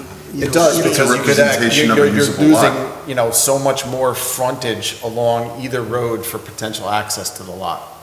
So you're eliminating opportunities to, how far below Cottage Road is your house from Cottage Road in elevation? We don't have topo for Mr. that Chairman, I think, in the interest of just moving this meeting to a conclusion at some point in time, I don't believe this board has enough information to make a conditional lot line approval. Can I suggest something regarding a condition? There was talk about conditional on site plan approval, but could the maintenance agreement be conditional on filing for a building permit rather than that? So that this could be resolved from the planning board perspective, but the maintenance agreements, so that right now, they can't build on Dill Hill and they need the maintenance agreement on Cottage. So if it ends up that Dill Hill has to be built upon, this maintenance agreement needs to be put in place before they can build on that lot. And if they want to build off of Cottage, then they need to get the maintenance agreement set up for that as well. Is that something that we could do instead? Well, you still have to have public hearing and everything still. Is I mean, considered a this isn't subdivision. even, setting a public hearing, I suppose, would get the neighbors out from Yeah, both, that might answer some from questions. Dill Hill and Cottage, and then, It's premature anyway. Right. This is considered a subdivision yeah. under our code. Could you advise? So can we move forward to a Yeah. public hearing and then I think there's hear? enough information shown on both. Still reserve both a right to go alternates. with one way or the other? And they can present both alternates then, too. I mean, they have another plan that they're not demonstrating to you right here, but they gave Right. to you. Yes. So, What's I mean, the other both plans are drawn with. We've had them both up. That's where the entrance is, a straight shot from Dill. Yeah, This one's That's Cottage. Yeah. That's still. and that's Yeah. Dill. So would that be of assistance if we move towards the public, you have to do it anyway. Yes, I was going to actually request that we do try to schedule that for the next, that way we can at least move along in the process. So in the meantime, would you contact people, what is it, 5 houses on Dill? Right, right. and see if they would be willing to accept an additional lot on their maintenance agreement? I can, that's not really my concern. My concern is doing the kind of the dual swap. I understand. So it'd be more just, I guess it'd be people on cottage, which I'm not thinking anyway. I just don't want to start that process until we really know what's going to happen. You know, in terms of if we were just adding myself to it, or also simultaneously. So on cottage, they're not losing anything, because you're not on it, you're agreeing to go on it. Yeah. When you lose that lot. Right. You're, okay, you're not, But if I, you know, for my neighbors, I Getting can't fault them for wanting both lots. Right. So that's the concern, that they don't sign up to that. are you on a maintenance agreement on cottage? Not on the existing. One exists. Right? Whether they want to, Get their input. Not her lot. where I So you should. can demonstrate to the homeowner that it's safe. She's Who's not. your maintenance agreement with? Nobody. Yeah, sorry. Who's yours with? We're not on, with the, our driveway on the cottage, or whatever reason it was left. You also have access from Dill. No, my house is built. I know where your house is. Yeah. They're gonna bring only Also, if I chose, I could drive from Dill up to your house. 2,000 gallons of water. There's an accessible road there. Remain in the line from the street to the house, so they would only have, Yeah, it would delay the extinguishing of that. yeah. Yes, they would have to bring another tanker and pump truck, is what would happen. But it shows it on the town map. You know, I don't want to dismiss that. no, but Jason then brought up, you know, black ice, they're gonna slide into their own guardrail, or they're gonna flip their car right into that ravine. That switch. Yeah, they did. It's just gonna happen one way or the other. All right, so, should we move forward with scheduling a public hearing? I think it makes sense. Can we Yeah. do that? We have Yeah, I enough. think it makes sense, yeah. So let's do because that. Then you'll at least hear from So some of them you're neighbors. moving your application along, right? Now, can we advise him on what he needs to do? Well, you can Before the direct hearing them now? to review our town code with respect Yeah. to publication and notice to everybody within 500 feet, Okay? and then make your motion to set a public hearing. Now, regarding, so that we're not adjourning the public hearing, all right? And There's not a public hearing yet. no, I mean, thinking in advance of that, what can they do to prove that, through drawings, that the tanker and the ladder truck can make that turn? If Well, they, I mean, they've demonstrated in both sets of plans, they've shown driveway profiles, grading, elevations, where the approved septic is, so the plans in either case can move forward. There's enough information on them for Okay. somebody to understand, so, okay. if they want to. But he can do a turning radius Accentuate the analysis. point for the fire advisory board, and you want to show a turning template.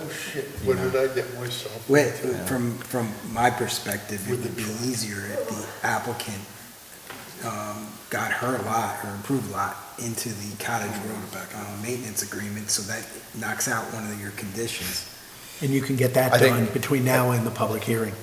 To be honest with you, I think I that almost would disagree with that, and Yeah, I don't I mean think to, we're but wait on that. for the purpose of, if the other one is coming out, then, you know what I mean? Then it's not, if the other one comes out and she's adding, it's a much easier sell to all those folks to say, it's a net wash, there's no Right. difference. It's also Just sign one it, there's no change difference. rather than two You know, separate because then we adding on to Dill Hill.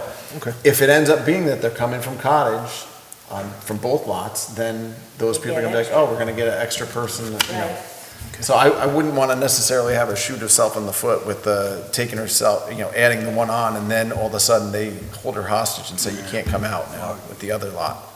It cuts both ways. Yeah, I know, It gives her more leeway. predicting and whatever, I guess, time but.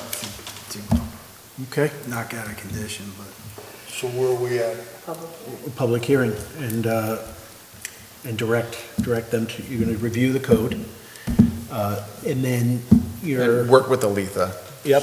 She'll Well, help. She'll help with that, and to get the notifications out within the radius of your property. Aletha will help you with that also. And when is the next? June 26th. June 26th. So can I have I'll a make a motion? motion to have a public hearing for June 26th. Submission deadline is June.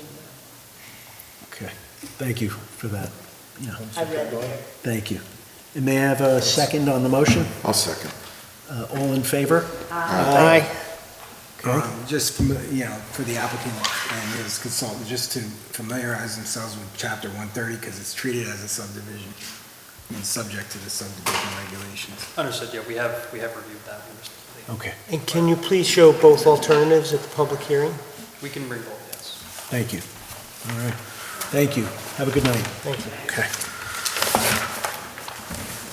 Fernia Contractor Storage Yard. Hi, how are you? All right.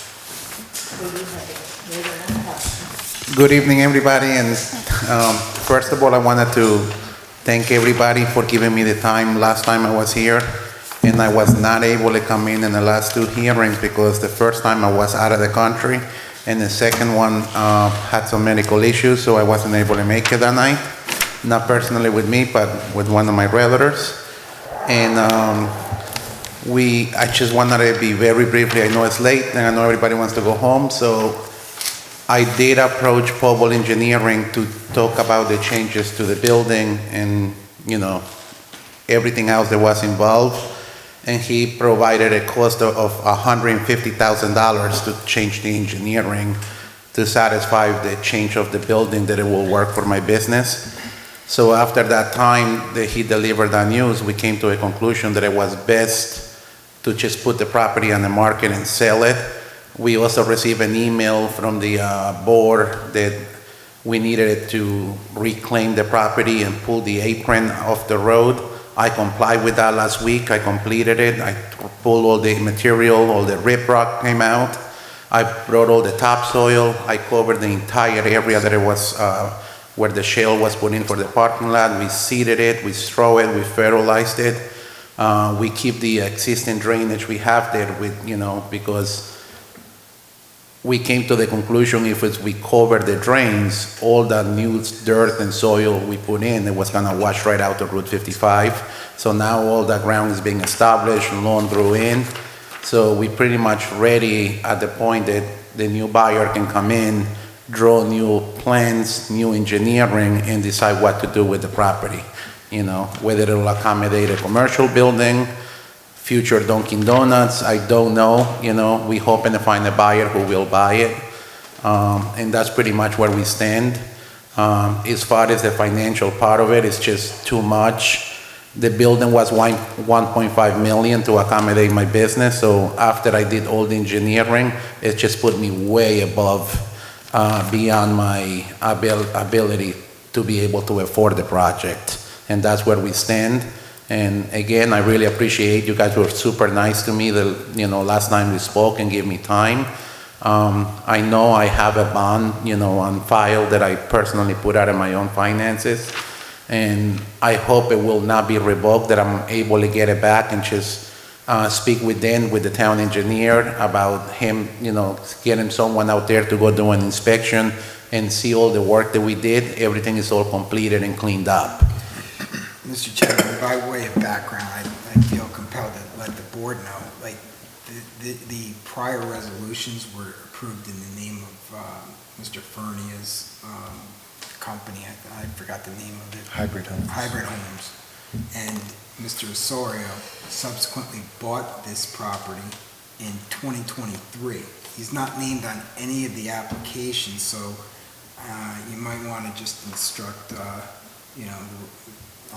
Aletha to just amend the application to include Mr. Osorio, who is now the owner of the property. So we'll start with that, Aletha. Okay.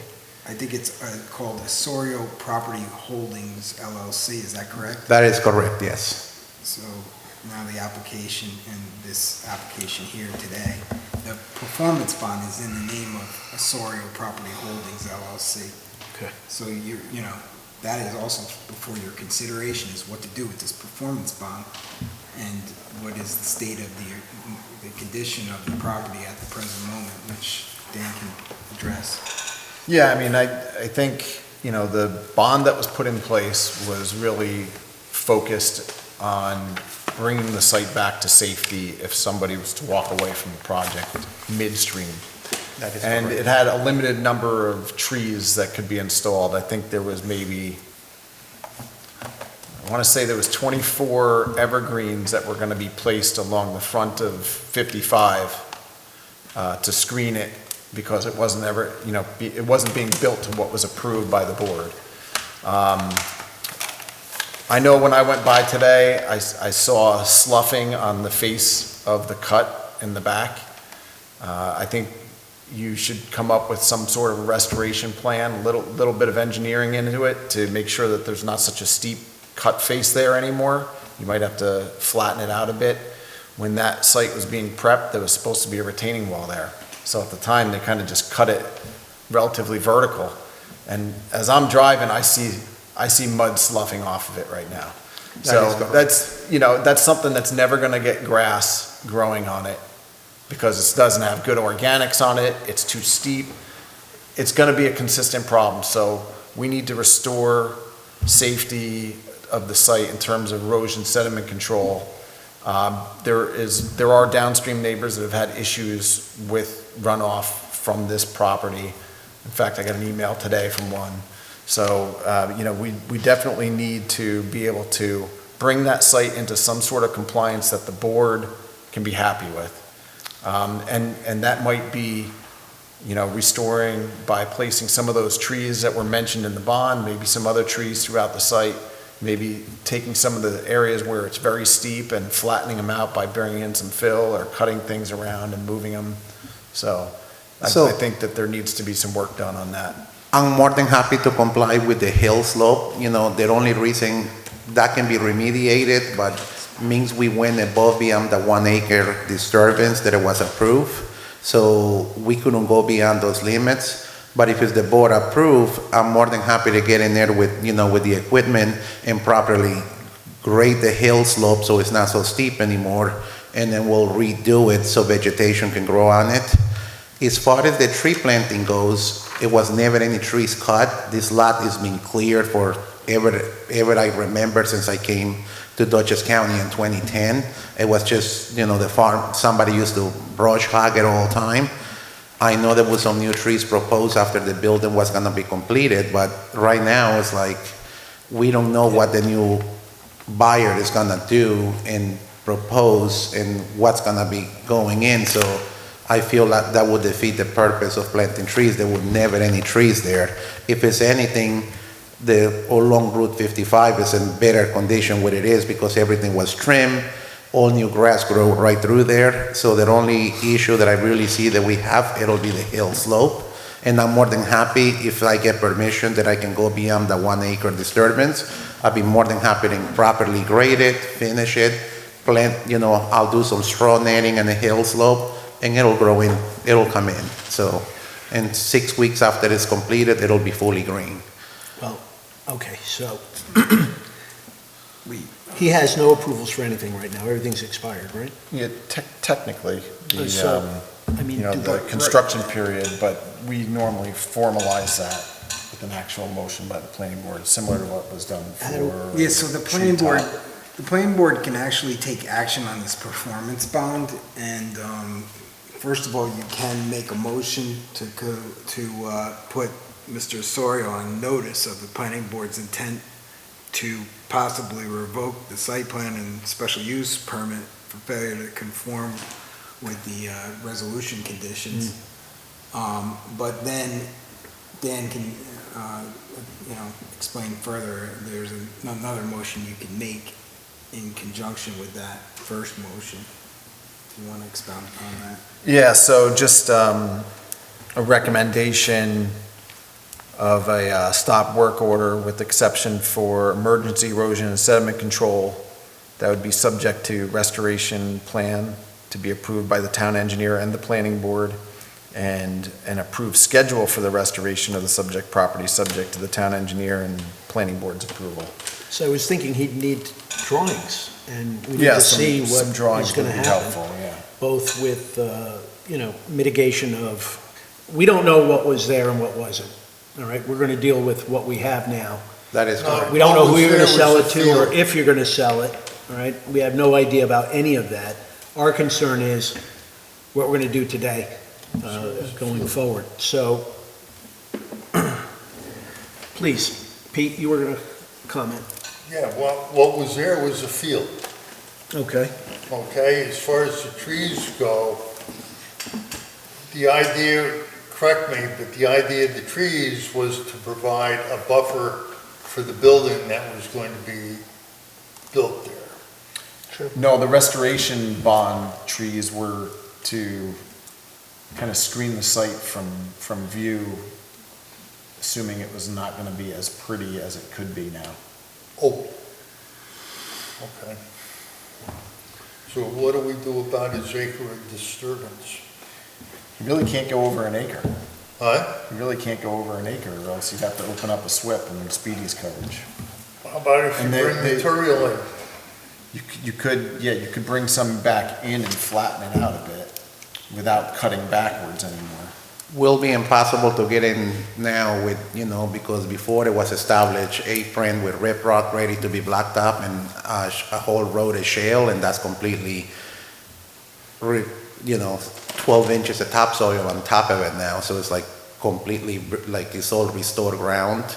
And we will only follow specifications based on the email we receive to restore what, if there's no construction, what's going to be further moving Right, but along. what about the slough?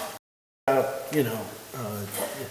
are you going to fix that without drawings or Well, no, that stamped would, engineer?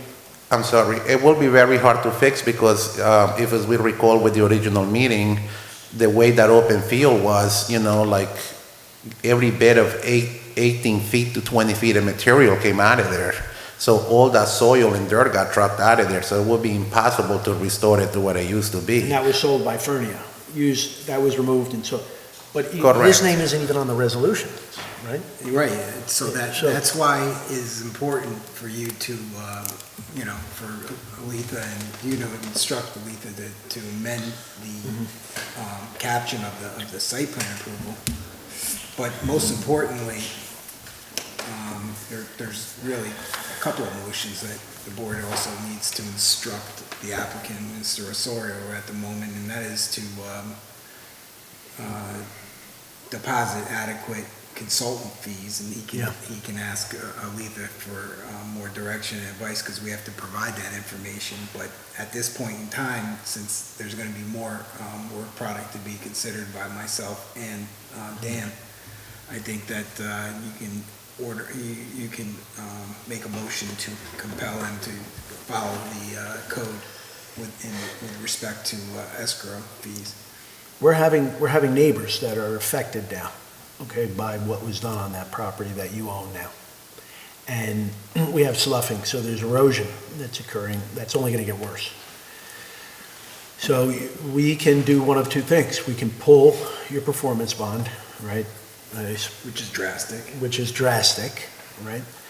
Or you can move forward, hire an engineer to come up with a plan to resolve whatever is affecting the neighbors downstream, and that cut that is eroding away now. Those are your two options, as far as I can tell, right? What you mentioned a third? Well, Is there a third option? The first order of business is obviously to, establish the consultant fees escrow. Right. The second order of business is to put Mr. Osorio on notice of consideration for revoking, his prior site plan approvals. And then the third consideration is that it would be suspended. That consideration would be suspended pending acceptable sediment and erosion. Seems kind of extreme, a lot of what you're talking about. Isn't there an easier way the applicant is requesting that he restore the site, and he's indicated the tasks that he would do to restore the site. Yeah, you can Does instruct he- them to do so. Does he need to You don't hire have an to. engineer and do all these escrow fees for us to review drawings and stuff, or can he just tell us what he's gonna do and go in there and rectify the steep slope issue, either by bringing soil in or leveling it with the machine, bringing topsoil, stabilize it, allow him to do some restoration, and let's review it, and then if we're not satisfied, we'll ask him to do more. Well, for them to review it, they need money to review it. That's where the money in the Yeah. escrow is Yeah. necessary. And he's got to, I mean, we need to be satisfied that cut has been retained properly. I have a question. And you're saying, though, that you can't retain that cut because you've already brought in, you removed We the remove it, driveway. yes. Preparation, you brought in topsoil. Correct. So you're telling us you can't mitigate the problem of the sloughing and erosion of that cut? We And can, then- But we also have the problem of what's happening with the neighbor downstream. He just said he can't, he just said he can. He can't? Let him speak. Go ahead. So my question was, when the neighbor say is being affected, I've been personally on site under, the other, like on Friday, we had that big massive rainstorm. So, we had like 4.5 inches of rain, and it's no slush or anything going down towards the neighbor, so. Bear with me 1 second. Is that email available? Yeah, my computer's about to die. Okay, maybe Aletha can forward it. No, I have You it. have it? If you forward it to me, I'll read it. I can always get through my phone if I need to. Is there any possibility of staging the topsoil lower on the property and pushing it up? We can get to the top of the hill with the excavator, and because the way the hill was cut, it was prepped for the retaining wall that it was going to go on. Right. So we just have to go from the top and properly grade it, but now we just gonna be beyond the 1 acre, where we have the stakes where the 1 acre disturbance was marked out by the surveyor. So by the time we go to the top and we get in the machine, I just need your permission. If that's gonna satisfy the issue, I'm more than happy to comply and get it done immediately. Everything else is already complete, based for what I was asked by the board to be completed to remediate the problem. Do you have an option there, Craig, of out of bounds, or? I mean, from my perspective, regardless, this eventually is going to wind up in front of the town board regarding his performance bond. So he's going to have to replenish it in some type of fashion. So I know Dan is going to be doing future work as well. And we need plans.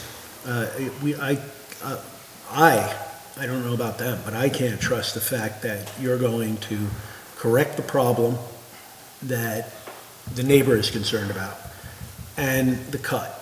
So if, you want to read it? Or would you Yeah, like me to? it's the, I contact you about an issue that is going on with the land at 2729 Route 55. Ever since they dug out the dirt, the water problem has gotten worse down near my mailbox at 2743, 2745 Route 55. Water now pools down there, and there's erosion on the side of Route 55. There's a drain down there, but it's not catching the drain off of water and leaving a large puddle and mud pit to both sides of my driveway. Hopefully, I guess that's, you can address the situation before it gets worse. So there's just concern by that downstream neighbor on that. I just want to make a suggestion. What Dan is explaining to us from the email he got from the complainer is a big gully that runs right along the left side of the neighbor's driveway, which that was never caused by us, and that's just washing. You can literally drive by and see it. Every time it rains, more erosion comes from that gully than it does from the work we did on the site. Well, I mean, I can understand you taking that position, all right? But the neighbor is taking that position. And what has happened here is you've disturbed, not only you, but the previous owner, and now you, have disturbed that lot. There's no SWIP, so nothing has been designed into the lot to treat the water on that lot. and we have a problem with the cut, and we're left here now trying to make difficult decisions, but ones that, don't further injure you financially. So that's not our problem really at the end of the day, the financial impact that this may or may not have on you. But I believe we need to move forward as our attorney has advised us to at this point. So the first motion would be to replenish the escrow. Yeah, to instruct Mr. Osorio to comply with Chapter 75 and Chapter, I forgot the other chapter, but of the code for escrow, consultant escrow. Do I need to vote for that or just instruct him to do it? You need a vote. Okay, so we need, any of you interested in a motion regarding that? The motion is what? Motion to To instruct. replenish the escrow Replenish the- account. I'll make a motion to replenish, we don't know the amount, the escrow. No, we don't know yet. Because we don't have any they don't have any plans to Okay. look at, is the problem. So, How do you make a motion without knowing the amount? Could do the original amount for the site plan and special use permit. Which would be? It's based on the square footage of the proposed building and all that. So we don't have a building. I mean, we could just set a number to get something started as well. is that Can we say necessary? to be agreed or determined by the I town can engineer? set an escrow of $2,000 on legal. I don't know what engineering would need. And obviously, if it's not used, it goes back to the applicant. Yeah, have we ever done this before, though, set amounts? I mean, isn't it based on plans? The plan is Yes, been I'm at the point. done yes. already. Yeah, the plan is. Oh, so This the plan is- is in place? Well, yeah, It's moved up. this is a violation of the Oh, site plan. that, Yeah, original, okay, that his name isn't on. Correct. That's, okay. So can we have first, I think first and foremost, we're going to need to vote to instruct Aletha? Yes. Okay, so a motion to instruct Aletha to put the applicant's name on the application.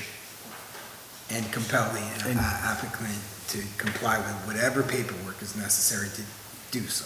Of the existing, right, okay. You mean for the application amend the itself? application. To amend the application.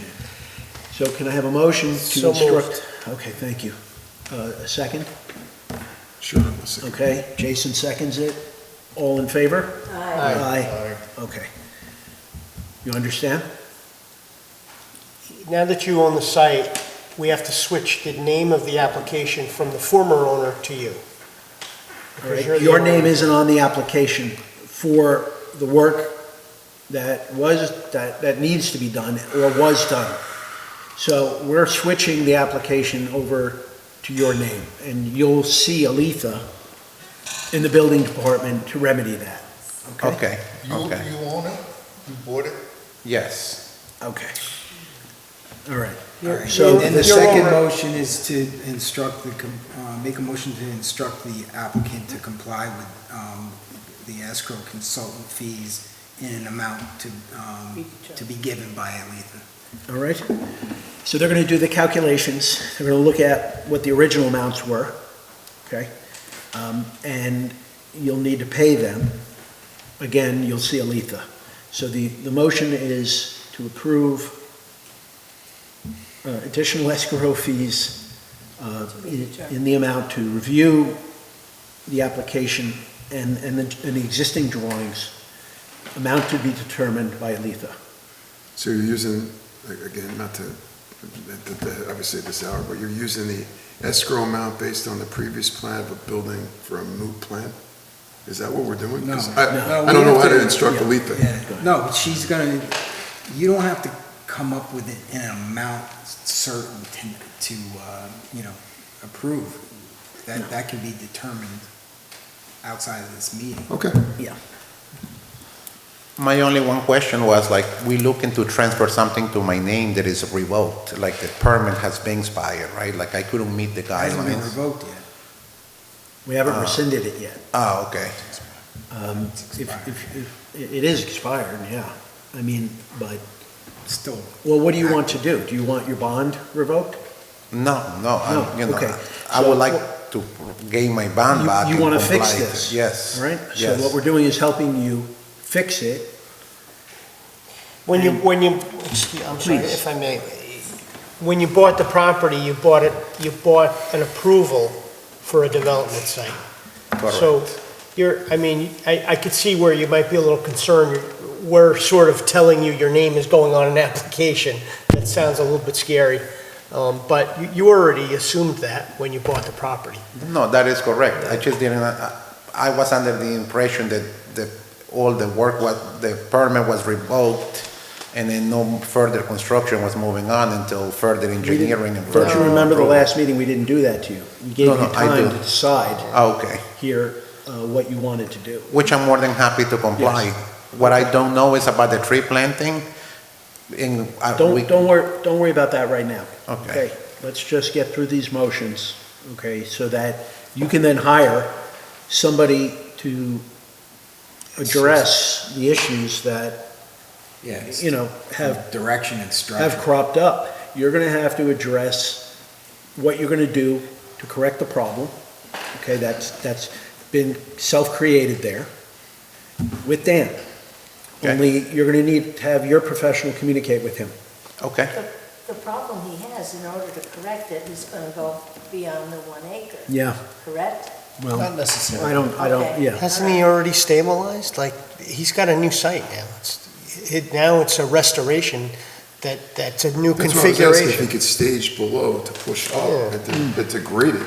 So let me, Dan, just for argument's sake, it's a grading plan and a water mitigation plan? Is that what you would have to develop? Basically, yeah, just to understand how the water is gonna be directed now as it's gonna be So coming off in the other words, site. you're not creating the issue downstream for the other neighbor. Right. And then obviously how you'd restore the thing to get rid of the steep. We're looking for steep full condition. stability and, in efforts of trying to reduce, potentials for real erosions and for concentration of water that's gonna end up eroding the site and Yep. then getting into the state's drainage system, which ultimately gets down into neighbors' properties and wetlands across the street eventually by the self-storage place. So does that make sense, what he's looking for?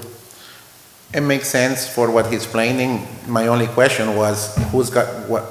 Obviously, that's a lot that is, something's gonna go into it, and we looking to do something when, if I can sell that in 2 months and somebody's gonna apply for a new, get new plans. So you're gonna have to contain the water that is landing on your property, all right? And that'll be part of this process with Dan. Right now, you have erosion and you have water runoff, and it's not being contained on your property. That's an issue that needs to be corrected. So Okay. we're either gonna correct it by pulling your bond, or you're gonna present to us plans that show that you're treating water that is on your land. That's number one. Then you told me that you're not going to be able to resolve the issue with the sloughing of that cut. No, Jason suggested that you could push soil up there and you could flatten it out, but you said you couldn't do it, so. No, we why- need to grade it. It has to be graded. That's what it needs to happen. Yes. So what we need to do is continue to motion here, so you can correct this situation and sell your property. We need to motion and vote on these in order for you to retain that property, retain your bond, correct the problems that are there, and then you can sell it without losing your bond. Well, it's gonna be the same, losing the bond or doing, it's gonna cost the same money. So, that's, and obviously I don't want that. I'm a neighbor, I live in this town, so Yeah. I just wanna comply. So I'm happy to, we'll address it. And the one thing that I do wanna say, all the water is being redirected from day one that we started the construction process. We applied the proper catch basins, the drainage, the swelling, and the riprap that needed to be done, which was inspected by the inspector. Okay. So it's not, how everybody's claiming that everybody's getting erosion. They physically see the erosion in the hill, but not dirty water that's making it down the street. Do we have It's- plans it's- that It's show true, it? it's true, it's, Yeah. we have one person's word against another. Right. We haven't had our engineer or anybody Right. inspect to confirm whether that resident's letter to us is correct or whether he's correct. Do we have We don't have to plans? assume that they're correct. No, we don't, absolutely not. But do we have the plans? Yes, you guys haven't, all the drainage that is on the plan, all that was completed from the And- started. And it hasn't changed from those? Nothing, plans? not one bit. No, I mean, there was some stormwater management practices that were still to be constructed that never were. That was completed. That was if the site was developed. Correct, but. So they only got to the stage of temporary erosion controls. Yes, Right. yeah, and Temporary. there are some drainage measures associated with the temporary construction entrance that was put in, which allowed them to get in there and take out all that soil. Yeah, now I imagine they're temporary, so they may only they have to be maintained Right. In order to keep functioning properly. So it's possible they failed, or you're telling me they're not, and I'm not agreeing or disagreeing with you, or telling that guy he's a liar. We need to check that out, you know? Dan's not a liar. No one's lying, I'm not saying, but, you know, but if somebody physically goes there while it's 2 inches of rain downpour, they're gonna realize that all that slush is not coming from there. It's coming from some gully or something. It's coming from the big gully that it comes from, right next to the neighbor's driveway. Oh, all right, You know, maybe that's possible. That's possible. And I'm happy to comply. We'll work, you know, we'll do what we have to do. And don't assume that, it's gonna be cheaper for us to do the work than for you. I'm just saying that. You made that comment, all right? You might. Yes, it was a comment, it was not a statement. Okay, yeah, all right. Yeah, and the board also can modify that Right. bond. Yeah, right. Yeah, All no right, problem, so, you know. No, I would think more positively. So Listen, we're- I love working with Dan, I love working with Jessica, everybody here is great, so it's Beautiful. like, we'll have to just. I think we're going in the right direction. I'm sorry this Absolutely. happened to you, really am. I learned my lesson, so that's. I'll bet your lesson was cheaper than college, so it's okay. The building would have been built by now, but I didn't realize that I couldn't have outdoor commercial parking in that building until I came here last time in front of you guys. All this adds to your. Experience costs money. Yeah, you learned. Do you have the resolutions of approval that were given to Mr. Fernie? I don't know, So we're gonna provide you with that. Okay. All right, when you come see Aletha, you can ask for those resolutions, Okay. she'll give them to you. All I'm saying is we're gonna comply, I'm gonna work to whatever we have to get done, and then we'll, Okay. and. So we'll and continue, then we'll continue with our I'm happy motions. to take care of the escrow and come and see her, Very good, yep. Yeah, Absolutely. You need to know what these prior resolution conditions were, so that you have, an understanding of what you bought, because the next buyer of your property is gonna be subject to that resolution as well. Well, wait, Understood now. once we restore it, once he does his restoration, Assuming, the next guy comes, he's starting off fresh. Starting fresh application. Fresh. Yeah. But I mean, it's similar. It's gonna be similar. Yeah. But it depends on the use that they On the propose use, and which we everything haven't else. determined, yeah. It also depends on the conditions. All right, so what do we, what's the motion again? So we've already made two, right? I think you And we finished the voted on escrow it. one. We finished the escrow. I don't think you did. No? So you can Okay. do a motion to instruct the applicant to restore. provide Aletha, what did we do restoration. so far? Do you remember? To be approved by the town manager. We directed you. I got you,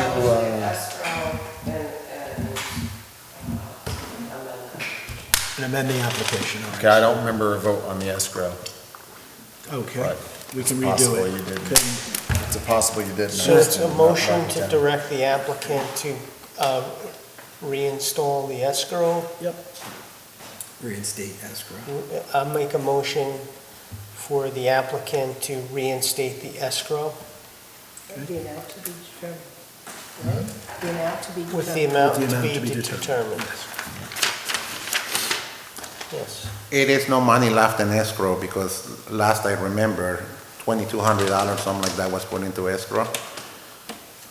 I don't know, yes. Well, they're gonna return whatever they don't use back to you, Okay. okay? So do a really good job, and it costs us Is there a less good- time. Is there a vote on that last motion? I need a second. Second. Okay, vote, all in favor?